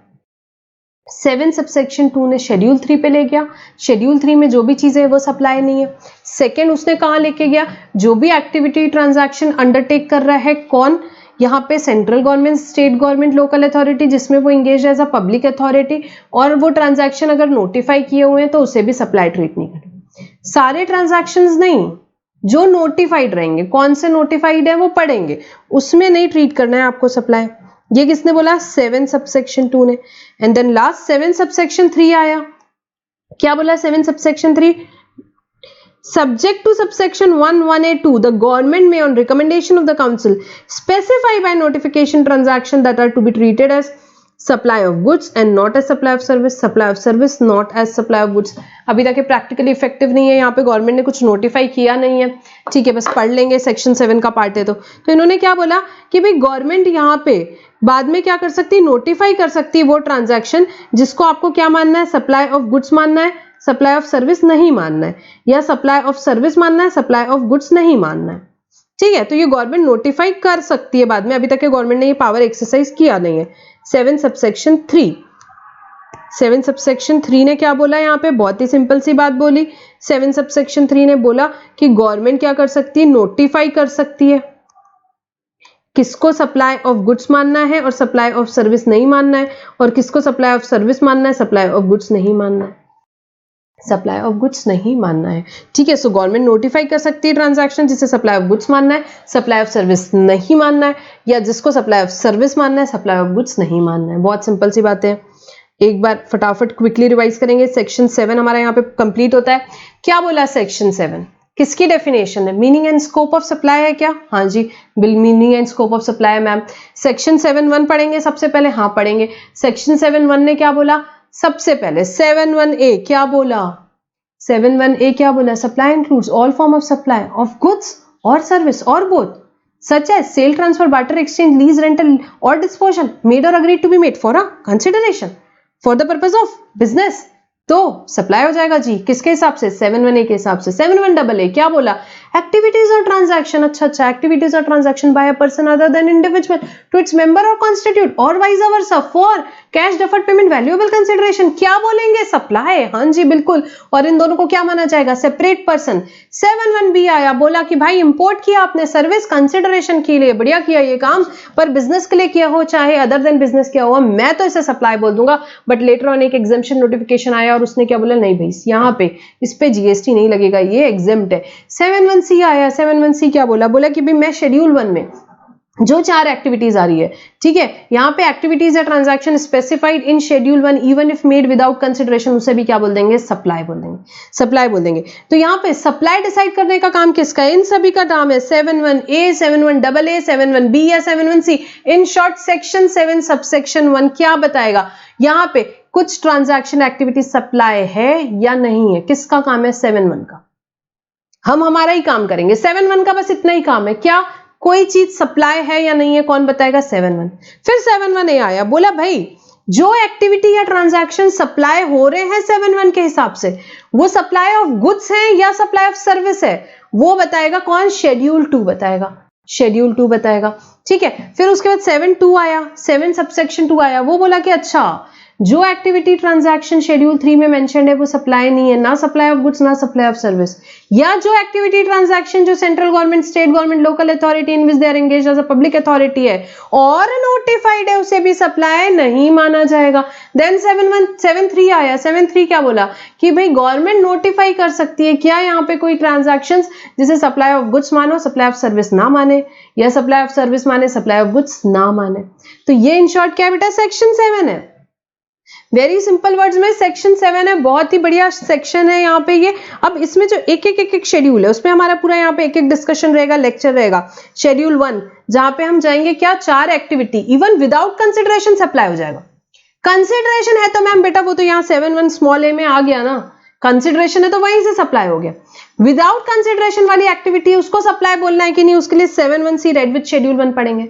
शेड्यूल 1 डिटेल में एक लेक्चर है वो पढ़ेंगे। Then schedule 2 supply of goods या सर्विस डिसाइड करने के लिए शेड्यूल 2 में जाएंगे, वो एक लेक्चर पढ़ेंगे। शेड्यूल 3 पे जाएंगे हम। क्यों जाएंगे हम शेड्यूल 3 पे? कि भाई कोई एक्टिविटी या ट्रांजैक्शन को जब सप्लाई नहीं मानना है, कौन से एक्टिविटी ट्रांजैक्शन को? जो शेड्यूल 3 में मेंशन है। तो ये एक शेड्यूल में जाएंगे, तब मैं वापस से सेक्शन 7 का रेफरेंस दूंगी। But very important from exam point of view, section 7 obviously very important. कौन से? यहाँ पे सेक्शन 7 ऑफ CGST एक्ट 2017 पढ़ा हमने। ठीक है, तो यहाँ पे ये हमारी सप्लाई की डेफिनेशन कंप्लीट होती है। आगे बढ़ेंगे। अच्छा, कोई एक्टिविटी सप्लाई ऑफ गुड्स है या सर्विस है?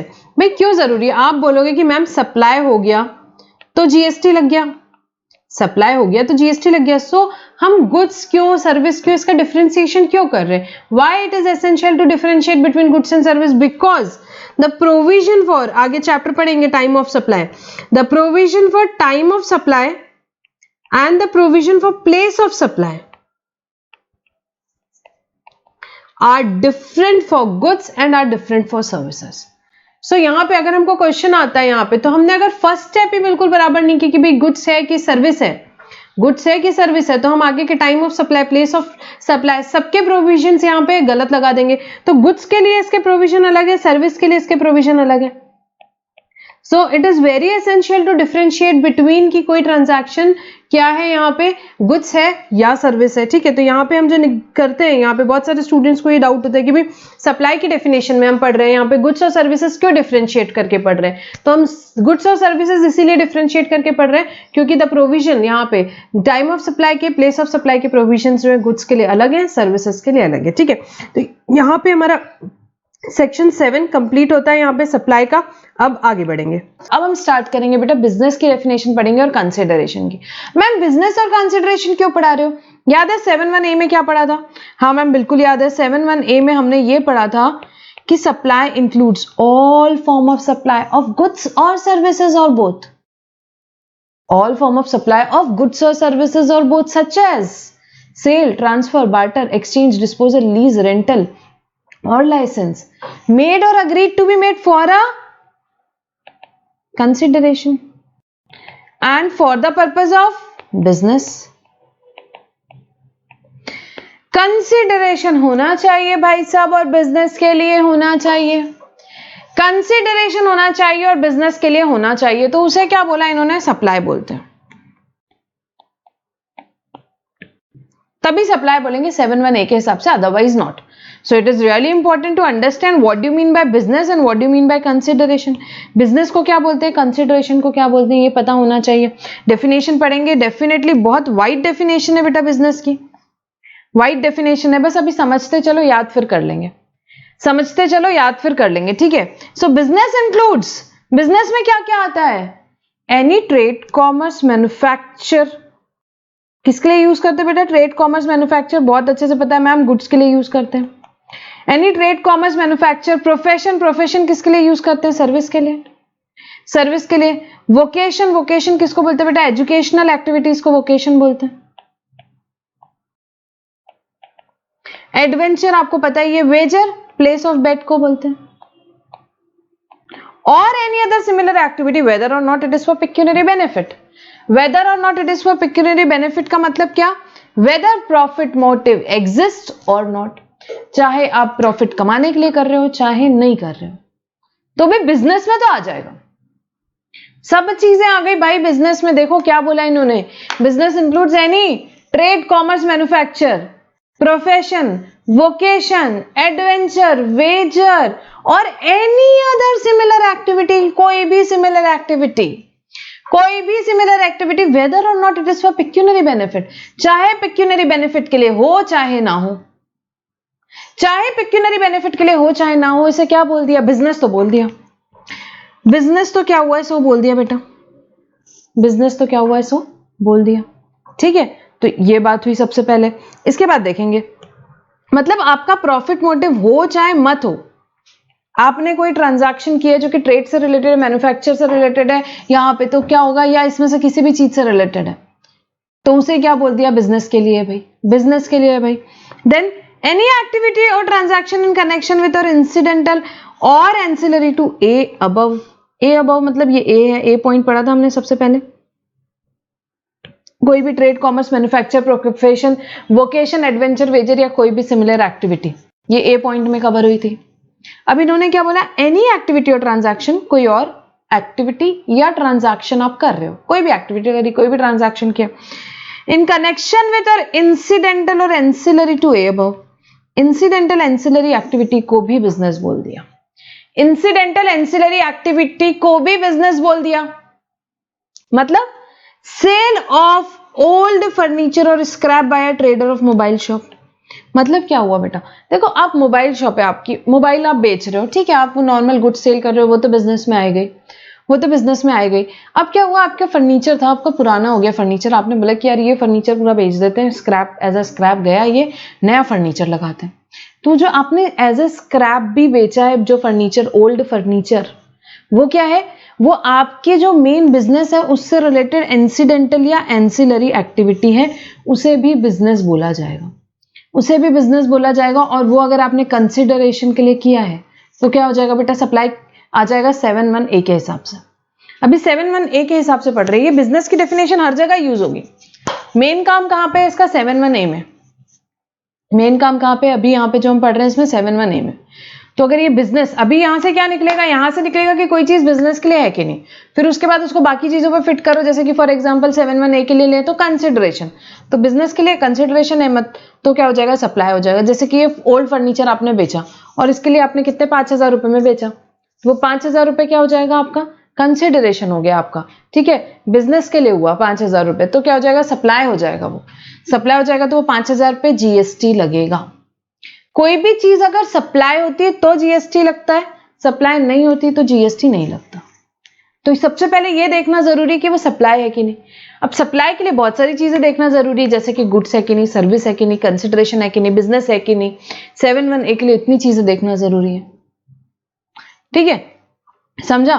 तो यहां पे क्या बात हुई? सबसे पहले मैम ए पॉइंट में तो बोला कि भाई ट्रेड कर लो, कॉमर्स कर लो, मैन्युफैक्चर कर लो, प्रोफेशन, वोकेशन, एडवेंचर, वेजर या कोई भी सिमिलर एक्टिविटी कर लो, बिजनेस बोल देंगे। बी पॉइंट ने बोला भाई कोई भी इंसिडेंटल और एंसिलरी एक्टिविटी है ए से कनेक्टेड, तो उसे भी बिजनेस बोल देंगे, उसे भी बिजनेस बोल देंगे। अब यहाँ पे और एक बात है, sale of old furniture by manufacturer, कोई मैन्युफैक्चरर है उसने अपना ओल्ड फर्नीचर बेचा, वो भी बिजनेस हो जाएगा, वो भी बिजनेस की डेफिनेशन में आ जाएगा। मतलब कोई भी है भाई, कोई भी इंसिडेंटल एंसिलरी छोटी मोटी एक्टिविटी आपने करी तो वो भी बिजनेस में आ जाएगी, in connected to A above, आपके ए एक्टिविटी से कनेक्टेड है तो। Then C point, any activity और transaction in the nature of A above whether or not there is a volume, frequency, continuity और regularity of such transaction। मतलब भाई यहां पे क्या बोला इन्होंने?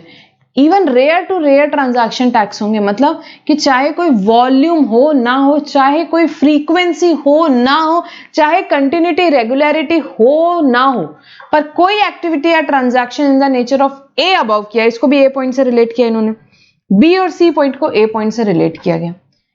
तो चाहे आपने कोई ट्रांजैक्शन एक बार ही किया, रेयर टू रेयर ट्रांजैक्शन किया, तो भी क्या होगा? वो बिजनेस में आएगा। कोई भी एक्टिविटी या कोई भी ट्रांजैक्शन आपने किया, चाहे वॉल्यूम हो ना हो, चाहे फ्रीक्वेंसी, कंटिन्यूटी, रेगुलरिटी हो ना हो, वो क्या हो जाएगा बेटा, बिजनेस में आ जाएगा। वो क्या हो जाएगा, बिजनेस में आ जाएगा। यहाँ बोल दिया। अब जैसे कि फॉर एग्जांपल यहाँ पे मैं यहाँ पे क्या कर रही हूँ बेटा, पढ़ा रही हूँ। यहाँ पे मेरा बहुत बढ़िया पूरा यहाँ पे स्टूडियो है जहाँ पे मैं अभी ये रिकॉर्डिंग कर रही हूँ। मेरा फुल सेटअप है यहाँ पे, ठीक है। लैपटॉप है, टीवी है, कैमरा है, यहाँ पोडियम है, आईपैड है, पेन है और बहुत सारी चीज, सॉफ्टवेयर हैं, सारा कुछ मैंने ये सब कुछ सीखा। मैंने ये सारा कुछ अपनी रिकॉर्डिंग स्टार्ट करने के पहले। अब मेरा कोई एक फ्रेंड आया, मुझे बोला यार याचना मेरे को भी ना टीचिंग करनी है, तो मेरे को भी ये सेटअप करवा के दे। मैंने कोई बात है, करवा दूंगी, कोई दिक्कत नहीं है, बट चार्जेस लगेंगे 1 लाख रुपए। How to set up a studio for recording, इसके मैं चार्जेस लूंगी 1 लाख रुपीज। उसने बोला ठीक है भाई ले ले, ठीक है भाई ले ले। तो यहाँ पे ये जो 1 लाख रुपए मैंने उससे लिया, ये मैंने जो लिया, ये क्या हुआ, क्या मेरे पास रोज कोई आता है ऐसा? नहीं नहीं, वंस इन अ वाइल कोई आ गया। तो क्या वॉल्यूम फ्रीक्वेंसी है? नहीं, कोई रेगुलरिटी नहीं, कोई एकदम से आ गया, ठीक है, but it was in the nature of A above, मेरे प्रोफेशन से ही कनेक्टेड है। तो यहां पे क्या हो जाएगा, इसे भी बिजनेस की डेफिनेशन में लेंगे। इसे भी बिजनेस की डेफिनेशन में क्या करेंगे, लेंगे। बेटा ऐसा कुछ नहीं है, मैं ऐसा कुछ चार्ज नहीं करती हूँ, ठीक है। यहाँ पे आपको किसी को करना हो तो मुझे अप्रोच कर लेना बेटा, मैं आपको बहुत आराम से ये सारी चीजें बता दूंगी, ठीक है। This was just a joke, otherwise ये दो तो बच्चे बड़े सीरियस हो जाते हैं, यार मैम कैसी है, चार्जेस लेती। नहीं बेटा, सारा कुछ फ्री में कंसल्टेंसी मिलेगी, डोंट वरी, ठीक है। तो यहाँ पे देखते हैं, यहाँ पे क्या एग्जाम्पल है। Even occasional transaction are also subject to GST. For example, trader of a furniture also providing consultancy for how to set up a furniture shop to his friend for a consideration is also what business। तो यहाँ पे अगर similar kind of example है, कोई furniture shop का क्या है, trader है, कोई फर्नीचर शॉप का ट्रेडर है, उसने क्या कंसल्टेंसी दी अपने फ्रेंड को, how to set up a furniture shop, how to set up a furniture shop की उसने कंसल्टेंसी दी अपने फ्रेंड को फॉर अ कंसिडरेशन। तो इसे भी क्या बोल देंगे, इसे भी बोल दिया जाएगा कि ये बिजनेस में आता है। क्यों, it is in connected with A above. चाहे वॉल्यूम फ्रीक्वेंसी नहीं है, उसके पास तो लाइफ में एक ही फ्रेंड आया था जिसने बोला कि भाई मेरे को यहाँ पे हेल्प कर दे फर्नीचर शॉप सेटअप करने में, तो उसने उसके चार्जेस ले लिए। हर तरीके के बिजनेस कर रहे हैं लोग, ठीक है। तो यहाँ पे क्या हो जाएगा, इसे भी बिजनेस बोल दिया जाएगा, इसे भी बिजनेस बोल दिया जाएगा। देन सप्लाई और acquisition of goods including capital asset और and services in connection with और इन कनेक्शन विद कमेंसमेंट और क्लोजर ऑफ बिजनेस। देखो यहाँ पे क्या क्या बात हो रही है, सप्लाई और acquisition of goods including capital asset and services in connection with commencement और क्लोजर ऑफ बिजनेस, उसे भी बिजनेस में ही लिया जाएगा। मतलब कि फॉर एग्जांपल आप इस पर्टिकुलर कोई डेट पे बिजनेस शुरू कर रहे हो,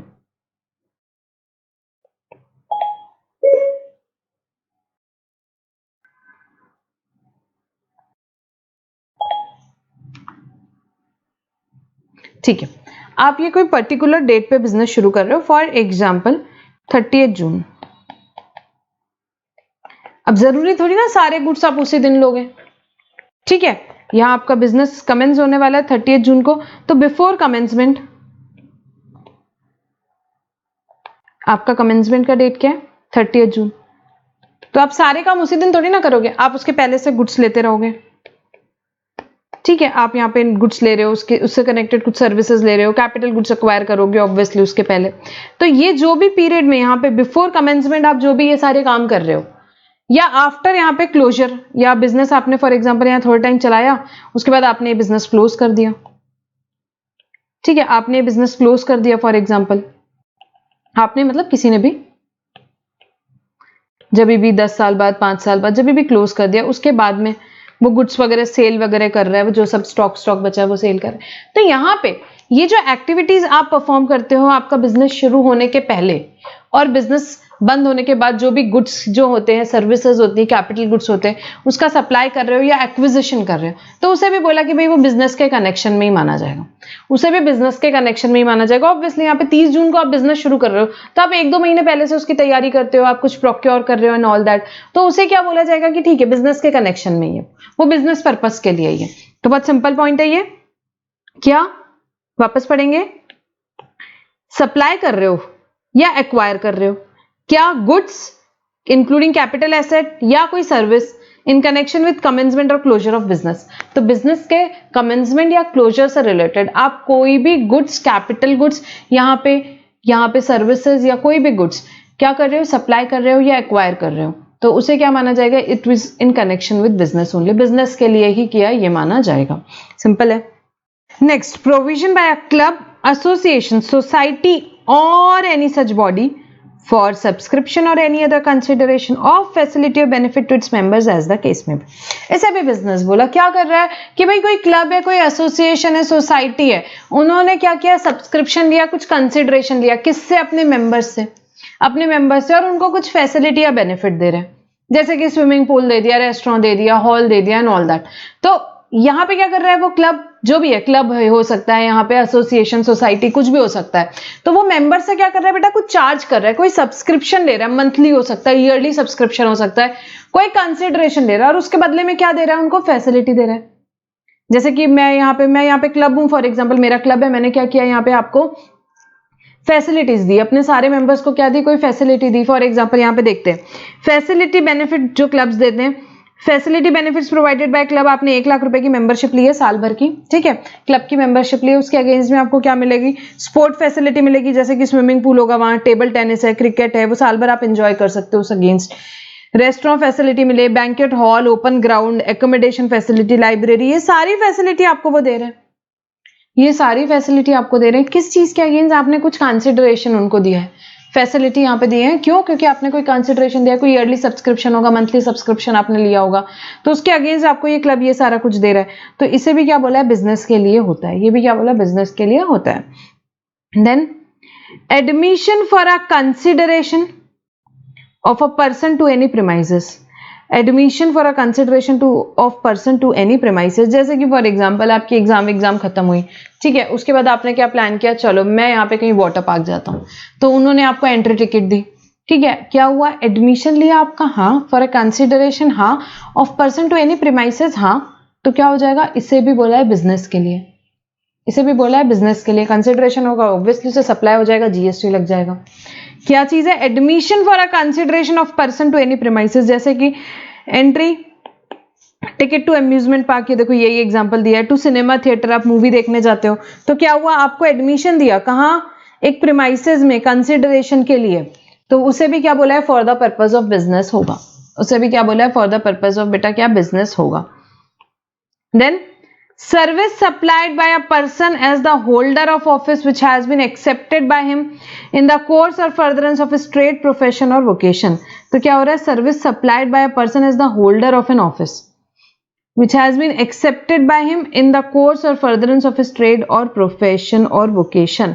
एग्जाम्पल देखेंगे, advocate get appointed as a member of arbitral tribunal, यहाँ पे क्या हुआ, कोई एडवोकेट है, उसको कैसे अपॉइंट किया, एक मेंबर ऑफ आर्बिट्रल ट्रिब्यूनल, या कि सीए को कैसे अपॉइंट किया, एज अ सीएफओ अपॉइंट किया, तो क्यों अपॉइंट किया उसको, क्योंकि उसके प्रोफेशन के कारण उसको वो ऑफिस होल्ड करने मिला। देखो, service supplied by a person as a holder of office, service supply की उस पर्सन ने as a holder of office which has been accepted by him in the course और furtherance of his trade, profession, vocation के कारण। तो हमारे example क्या हुआ, एडवोकेट को उसके प्रोफेशन के कारण एक ऑफिस का होल्डर बनाया गया, उसे क्या बनाया गया, अपॉइंट किया गया as a member of what, arbitral tribunal, arbitration tribunal, ठीक है। वैसे सीए को अपॉइंट किया गया एज अ सीएफओ, तो उसके प्रोफेशन के कारण उसे क्या बनाया गया, एक होल्डर ऑफ ऑफिस बनाया गया, तो उसे भी for the purpose of business ही बोला जाएगा, बिजनेस ही बोला जाएगा। बेटा बहुत वाइड डेफिनेशन है ये, याद रख लेना है, बस कभी एमसीक्यू में पूछा जा सकता है। Next is activities of a race club including by way of totalisator और लाइसेंस टू बुक मेकर और activities of a licence bookmaker in such club. Activities of race club, सारी एक्टिविटी रेस क्लब की आ गई, सारी, इसके आगे तो एग्जांपल इंक्लूडिंग दिया हुआ है, बट सारी एक्टिविटी रेस क्लब की किस में आ जाएगी, बिजनेस की डेफिनेशन में। मैम बिजनेस की डेफिनेशन पढ़ रहे हैं। Including by way of totalisator और लाइसेंस टू बुक मेकर और activities of a licence bookmaker in such club. Bookmaker क्या है बेटा, कोई भी पर्सन, कोई भी ऑर्गेनाइजेशन जो क्या कर रहा है, एक्सेप्ट कर रहा है और पे ऑफ कर रहा है बेट। टोटलाइजर क्या होता है, देखो टोटलाइजर का यहाँ पे मैंने एक बार मीनिंग भी लिया है, आपकी बुक में नहीं होगा, आप लिख सकते हो, वैसे लिखने की जरूरत भी नहीं, समझ लो बहुत है।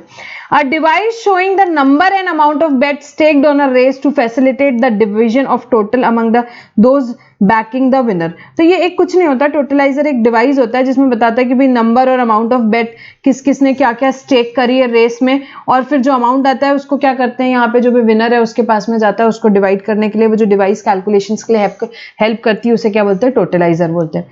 तो in short activities of a race club की सारी activities including totalisator, licence to bookmaker, licence bookmaker, सारा कुछ किस में आ जाता है बेटा?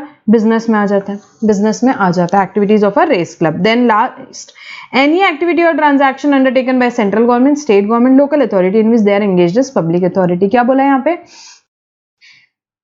सेंट्रल गवर्नमेंट की, स्टेट गवर्नमेंट की और लोकल अथॉरिटी की सारी एक्टिविटी जिनमें वो एज अ पब्लिक अथॉरिटी है उसे भी बिजनेस बोलेंगे, उसे भी क्या बोलेंगे? बिजनेस बोलेंगे। इसमें हम थोड़ा फर्दर थोड़ी देर बाद वापस से डिस्कशन करेंगे इस पर्टिकुलर पॉइंट पे, ठीक है। तो बिजनेस में क्या क्या आया एक बार हम देखेंगे वापस से। फर्स्ट हमने पॉइंट में क्या पढ़ा? ए पॉइंट में any trade, commerce, manufacture, profession, vocation, adventure, venture और any other similar activity whether और not for pecuniary benefit, profit motive हो चाहे ना हो, बिजनेस में आ जाएगा। सेकंड, इंसिडेंटल और ancillary activity in connection with A above, वो भी बिजनेस में आ जाएगा। Then third, any activity transaction in the nature of A above, whether or not there is a frequency, volume, continuity or regularity. So even rare to rare transaction are taxed. Then उसके बाद हमने क्या पढ़ा? Supply और acquisition of what? Ma'am, goods including capital goods or services. Before commencement of the business और after closure of the business, वो भी business में आ जाता है। उसके बाद क्या पढ़ा? Provision by a club, association, society और कोई भी बॉडी हो, किस चीज के लिए? सब्सक्रिप्शन या कंसिडरेशन के लिए, किससे? मेंबर्स से, उसे भी बिजनेस बोलते हैं। उसके बाद एडमिशन कर रहे हैं कोई प्रीमाइसेस में फॉर अ कंसिडरेशन, उसे भी बिजनेस बोलते हैं। उसके बाद यहाँ पे मैम, यहाँ पे होल्डर ऑफ ऑफिस हो आप, किस चीज के कारण? अपने कोई प्रोफेशन के कारण, वोकेशन या ट्रेड के कारण, उसे भी बिजनेस बोलते हैं। उसके बाद हमने क्या पढ़ा? Activities of race club including totalisator और लाइसेंस टू बुक मेकर, वो भी क्या हो जाएगा? बिजनेस में आ जाएगा। और central government, state government, local authority की जो activity as a public authority कर रहे हैं उसे भी बिजनेस बोला जाएगा, बिजनेस बोला जाएगा। तो ये सारी चीजें किस में आ जाएगी? बिजनेस में। और फिर अगर कंसिडरेशन के लिए तो क्या हो जाएगा बेटा? तो सप्लाई की डेफिनेशन में आ जाएगी, तो सप्लाई की डेफिनेशन में आ जाएगी अगर कंसिडरेशन भी साथ में इन्वॉल्व है तो। अब मैंने 1 मिनट इसके नोट्स बनाए थे, देखो एक बार, बहुत ईजी है, फटाफट ऐसे ही आप भी एक बार फोटो खींच लेना, आपको भी याद हो जाएंगे, ठीक है। सो फोटो ले लो, मैं पढ़ा रही हूं, ले लिया होगा आई होप, ये अब ले लो, ठीक है। अब देखो बिजनेस में क्या क्या आ रहा है ma'am? Any trade, commerce, manufacture, profession, vocation, adventure, whether और not for a pecuniary benefit.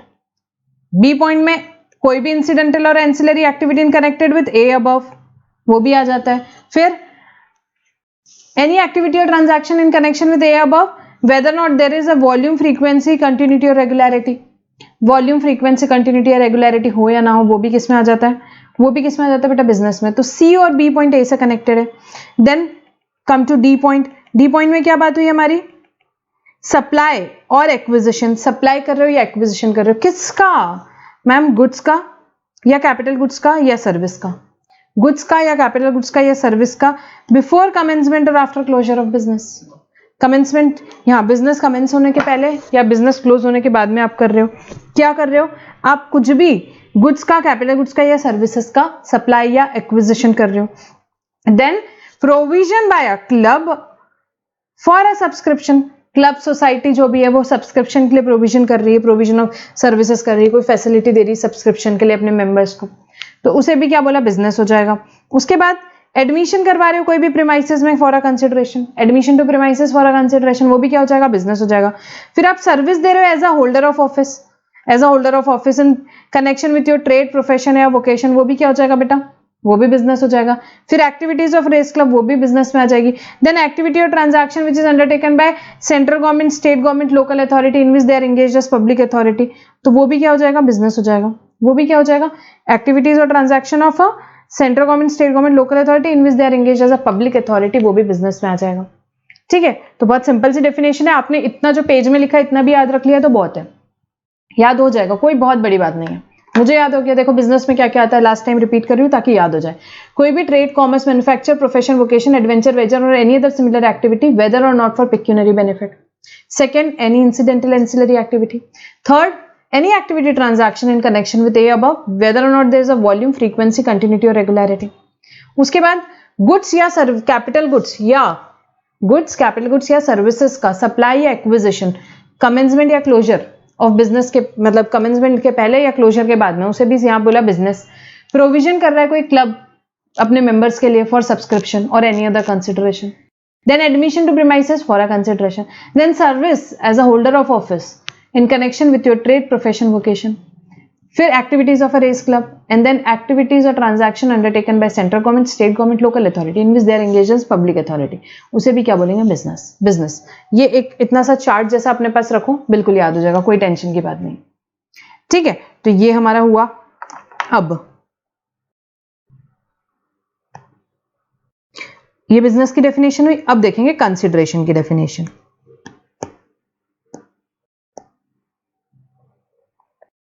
Page number 2.5 में दिए कंसिडरेशन की definition. Consideration in relation to supply of goods और सर्विस और बोथ। भाई गुड्स का सप्लाई हो या सर्विस का सप्लाई हो, दोनों के केस में कंसिडरेशन क्या होगा ये देखेंगे। ठीक है, आपने गुड्स या सर्विस सप्लाई किए तो उसमें कंसिडरेशन किसको बोलेंगे देखते हैं। It includes any payment made और टू बी मेड। कोई भी पेमेंट या तो आपने कर दिया है या आप करने वाले हो। सो एनी पेमेंट मेड और to be made whether in money और अदरवाइज। तो भाई मनी में भी हो सकता है, अदरवाइज मतलब काइंड में भी हो सकता है कंसिडरेशन। नॉट नेसेसरीली हमेशा मॉनिटरी कंसिडरेशन ही हो, कभी काइंड में भी हो सकता है, बार्टर ट्रांजैक्शन भी हो सकता है। ठीक है, पार्टली मनी हो सकता है, पार्टली काइंड हो सकता है, कैसे भी हो सकता है, वेदर इन मनी और otherwise. In respect of, in response to और इंड्यूसमेंट ऑफ, ये तीनों वर्ड्स के मतलब हम समझते हैं 2 मिनट बाद।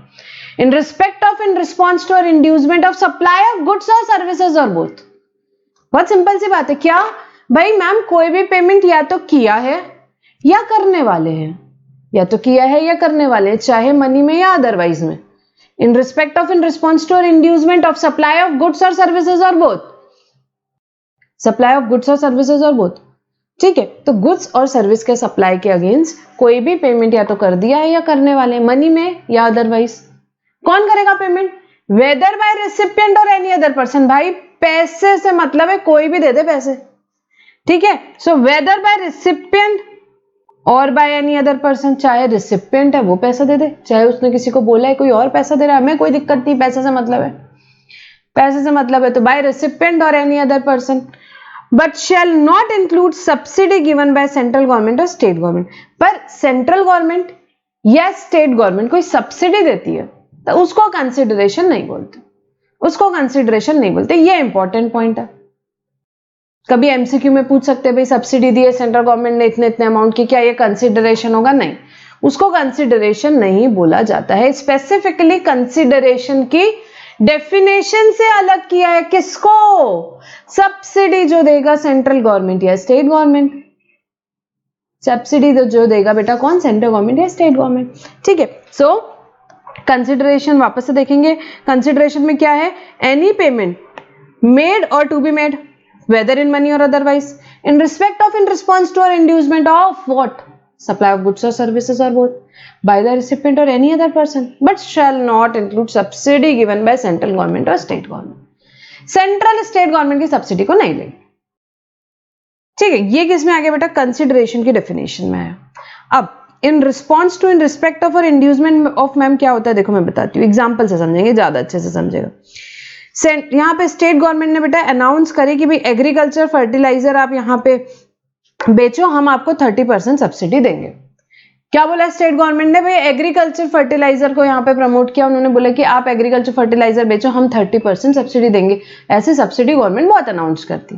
तो यहाँ पे मिस्टर ए ने क्या किया? यहाँ पे अपने कस्टमर्स को दिया कितना? 1000 रुपए का यहाँ पे क्या किया? एग्रीकल्चर फर्टिलाइजर दिया। तो ये जो 1000 रुपए का फर्टिलाइजर दिया, इसमें से 700 रुपए तो उनको कौन देगा? कस्टमर देगा। उसको क्या बोलते हैं? इन रिस्पेक्ट ऑफ सप्लाई।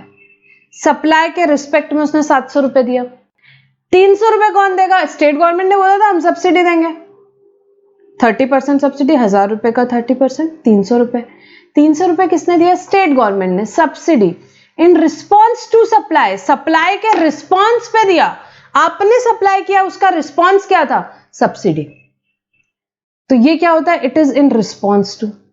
अब मेरे को बताओ, ये एग्जांपल आ गया एमसीक्यू में आपको कि भाई 1000 रुपए है, यहाँ पे 1000 रुपए का वैल्यू का सामान कस्टमर को बेचा है, 700 रुपीज यहाँ पे किसने दिए, मिस्टर ए ने दिए, और 300 रुपीज स्टेट गवर्नमेंट ने सब्सिडी दी। तो यहाँ पे कंसिडरेशन क्या होगा, आप ही बताओ। 700 होगा। क्यों बेटा? इसीलिए क्योंकि वहां लिखा है but shall not include subsidy given by central government और स्टेट गवर्नमेंट। तो ऐसे छोटी छोटी केस स्टडी आती है, बड़ी सिंपल सी। ठीक है, तो ये बहुत इंपॉर्टेंट चीज है। इन रिस्पॉन्स टू का मतलब मैंने आपको समझाया, कोई भी चीज आप कर रहे हो उसके रिस्पॉन्स में जो मिल रहा है। ठीक है, तो यहां पे क्योंकि स्पेसिफिकली लिखा हुआ था कि सेंट्रल स्टेट गवर्नमेंट की जो सब्सिडी है उसको नहीं लेना है कंसिडरेशन में, इसलिए इस प्रेजेंट केस स्टडी जो हमने देखी इसमें कंसिडरेशन कितना है, 700 रुपीज। 700 रुपीज। अब बी पॉइंट देखेंगे, फिर ये इसी का चार्ट देखेंगे।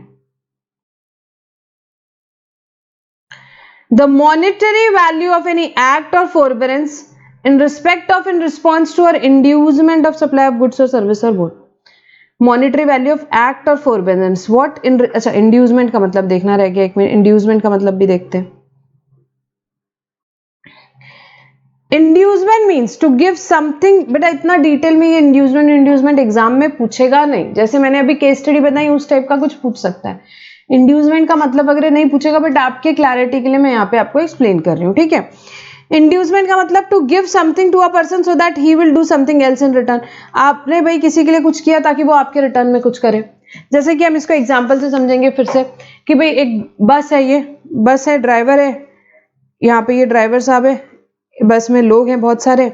अब यहाँ बहुत सारे रास्ते में, हाईवे में रेस्टोरेंट आते हैं, रेस्टोरेंट 1 2 3 4।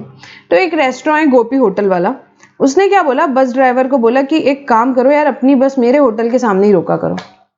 ठीक है, मेरा फायदा हो जाएगा, मैं सब पैसेंजर्स यहाँ पे खाना वाना खाएंगे। तो बस ड्राइवर ने बोला बदले में मुझे क्या, बोला तुझे फ्री खाना, रोज तेरा लंच यहाँ पे फ्री, रात में आएगा डिनर फ्री, जो भी है तेरा खाना free.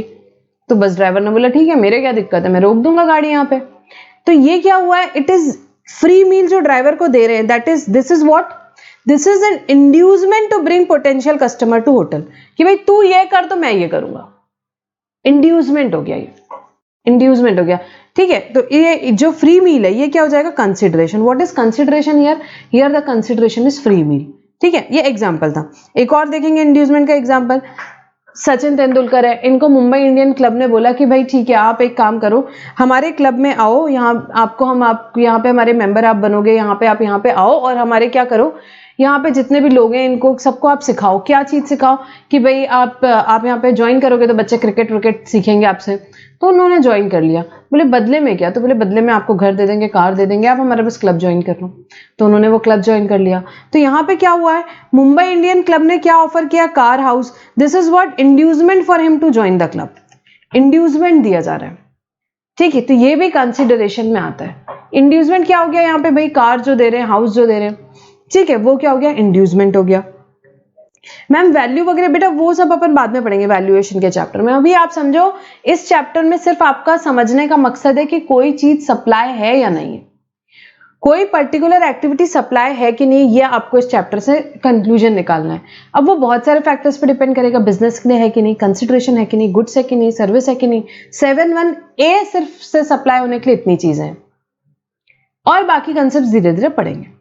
Now the B point, the monetary value of any act or forbearance in respect of, in response to, or for inducement of, वही बात हो गई। In respect of से पूरा end तक सेम है। In respect of, in response to, or inducement of supply of goods or service or both, whether by recipient or any other person, but shall not include subsidy given by central government or state government। बस first यहाँ पे ये इतना difference है, the monetary value of any act और forbearance. तो यहाँ पे कोई एक्ट की या कोई फोरबेरेंस की, फोरबेरेंस मतलब क्या होता है बेटा, टॉलरेट करने के, कुछ टॉलरेट करने के आपको पैसे मिल रहे हैं, तो वो भी कंसिडरेशन में आएंगे। जैसे कि फॉर एग्जांपल यहाँ बिल्डर है, कोई बिल्डिंग बना रहा है, ठीक है, उसने यहाँ पे जो लोग हैं उनको बोला कि ठीक है आप ये 5-5 लाख रुपए लो, यहाँ पे आप ऑब्जेक्शन नहीं उठाओगे, आप ऑब्जेक्शन नहीं उठाओगे, ये 5-5 लाख रुपए लो, मैं आपके सामने बिल्डिंग बना रहा हूँ। लोगों ने बोला ठीक है कोई प्रॉब्लम नहीं है, वहां पे अपोजिट साइड के बिल्डिंग वाले या आसपास में जिनको भी ऑब्जेक्शन था उनको पैसे दे दिए, उनको कोई ऑब्जेक्शन नहीं, बनाओ कोई प्रॉब्लम नहीं है, हम कोई ऑब्जेक्शन नहीं उठाएंगे। ठीक है, तो क्या किया उसने, monetary value of any act of forbearance, कुछ टॉलरेट करने के पैसे मिले क्या आपको, हाँ कुछ टॉलरेट करने के जो पैसे मिलते हैं, ये हम और डिटेल में भी आगे और पढ़ेंगे, ठीक है। सो थोड़ी देर बाद ही आएगा इसका डिस्कशन वापस। सो कुछ टॉलरेट करने के पैसे लिए आपने, कोई एक्ट के, कोई टॉलरेंस के पैसे लिए, ठीक है, तो उसे भी क्या बोलते हैं, उसे भी कंसिडरेशन में आता है, उसे भी कंसिडरेशन में आता है। अब नीचे का डायग्राम देखेंगे बेटा, इसमें सारा कुछ कवर होगा। और एक मिनट, एक चीज और है यहाँ, However, deposit given in respect of supply of goods or service or both shall not be considered as payment for such supply unless the supplier apply such deposit as consideration for the supply. अब समझो इसको, deposit से related है, इस पे भी MCQ case study आ सकती है इस पर्टिकुलर पॉइंट में। ये दो डेफिनेशन एक्चुअली काफी इंपॉर्टेंट है, आपको कभी कभार इसमें केस स्टडी टाइप छोटी छोटी केस स्टडीज पूछी जा सकती है।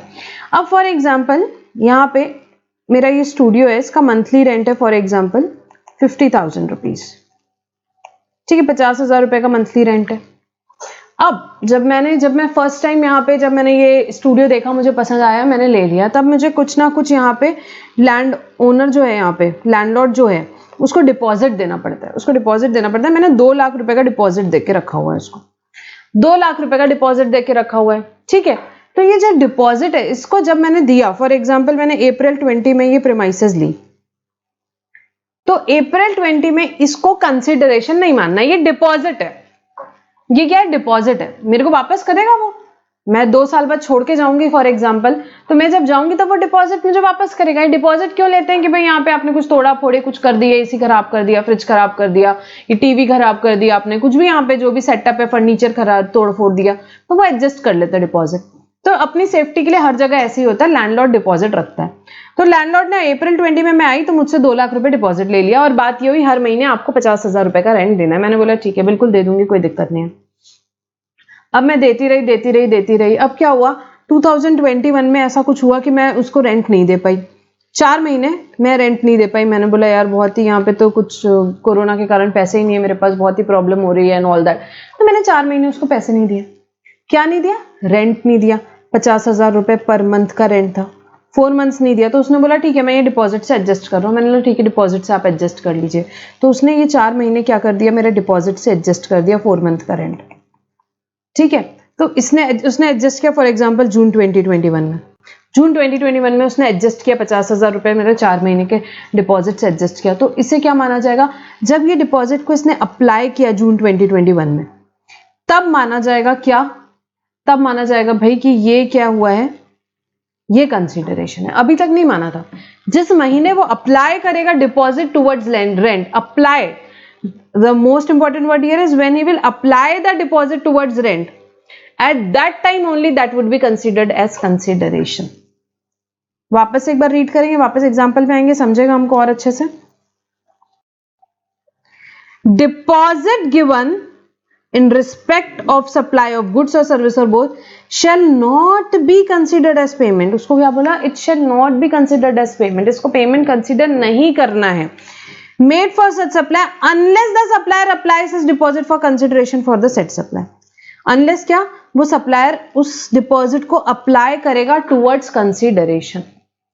Towards consideration. उसने जून में अप्लाई किया फॉर एग्जांपल पूरा का पूरा कंसिडरेशन के टुवर्ड्स, तो उसे क्या माना जाएगा, जून में माना जाएगा कि भाई ये कंसिडरेशन, तब माना जाएगा। उसके पहले नहीं माना जाएगा, उसके पहले नहीं माना जाएगा, जब भी वो अप्लाई करेगा, ठीक है। तो डिपॉजिट जब आपने अप्रैल 20 में 2 लाख रुपए दिए, उस टाइम उसको कंसिडरेशन नहीं मानेंगे। कंसिडरेशन नहीं है मतलब जीएसटी नहीं लगेगा, ठीक है।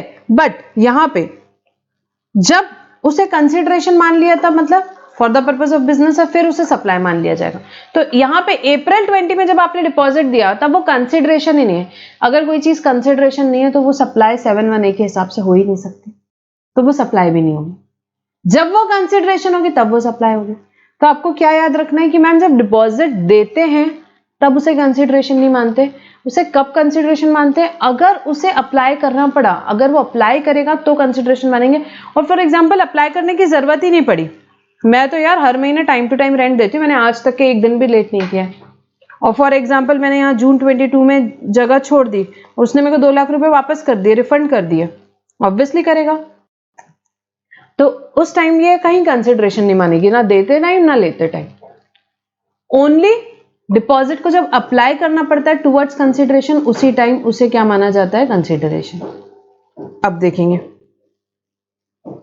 कंसिडरेशन का मतलब क्या है? पेमेंट इन मनी हो सकता है और अदरवाइज हो सकता है, हाँ बिल्कुल हो सकता है, कोई प्रॉब्लम नहीं है। Monetary value of any act और फॉरबेरेंस ऑफ सप्लाई भी बिल्कुल क्या हो सकता है, कुछ यहाँ पे सहने के पैसे मिलते हैं तो उसे भी क्या बोलते हैं बेटा, वो भी कंसिडरेशन में आता है। कौन दे सकता है? बाय रिसिपिएंट हो सकता है, बाय एनी अदर पर्सन हो सकता है, but excluding the subsidy given by the central and state government, but excluding caught subsidy या जो भी देता है सेंट्रल गवर्नमेंट या स्टेट गवर्नमेंट, उसे एक्सक्लूड किया जाता है। और डिपॉजिट को पेमेंट कब माना जाएगा? Only and only when the supplier apply such deposit for the set supply, only when the supplier apply such deposit as consideration for the set supply, तभी उसे क्या माना जाता है बेटा? Consideration. When the supplier apply such deposit as consideration for the set supply. ठीक है, तो सप्लायर क्या कर रहा है बेटा? अगर अप्लाई करेगा उसको डिपॉजिट को एज कंसिडरेशन तो उसे कंसिडरेशन माना जाएगा डिपॉजिट को, अदरवाइज नॉट। ठीक है, तो बहुत सिंपल सी डेफिनेशन है। कंसिडरेशन में क्या आता है? पेमेंट इन मनी भी आता है, अदरवाइज भी आता है, यहाँ पे monetary value of act forbearance भी आता है, बाय रिसिपिएंट हो सकता है, एनी अदर पर्सन होता है, बट सब्सिडी जो सेंट्रल स्टेट गवर्नमेंट की है वो नहीं आती है कंसिडरेशन में किसी भी केस में। और डिपॉजिट को कंसिडरेशन कब मानना है? जब सप्लायर अप्लाई करेगा सच डिपॉजिट, अप्लाई करेगा सच डिपॉजिट। तो ये चार्ट बहुत इंपॉर्टेंट है, एग्जाम में अगर क्वेश्चन आएगा तो ये इसमें से आएगा, या तो डिपॉजिट पे केस स्टडी पूछ सकते हैं, या जो सब्सिडी है उससे related central government state government ने आपको पैसे दिए, क्या उसे कंसिडरेशन मानना है, ऐसा क्वेश्चन पूछा जा सकता है। तो ये डेफिनेशन इंपॉर्टेंट है बिजनेस की और कंसिडरेशन की। ठीक है, सो यहाँ पे हमारी कंप्लीट होती है एक बिजनेस की डेफिनेशन, एक कंसिडरेशन की डेफिनेशन। टू इंपॉर्टेंट डेफिनेशंस हमने कवर करी। अब नेक्स्ट लेक्चर में हम क्या करने वाले हैं बेटा? शेड्यूल 1 यहाँ पे स्टार्ट करेंगे, देन शेड्यूल 2, शेड्यूल 3, ये 3 इंपॉर्टेंट शेड्यूल्स हैं इस चैप्टर के, वो हम डिस्कस करेंगे। ठीक है, so will stop our discussion here. Thank you for now.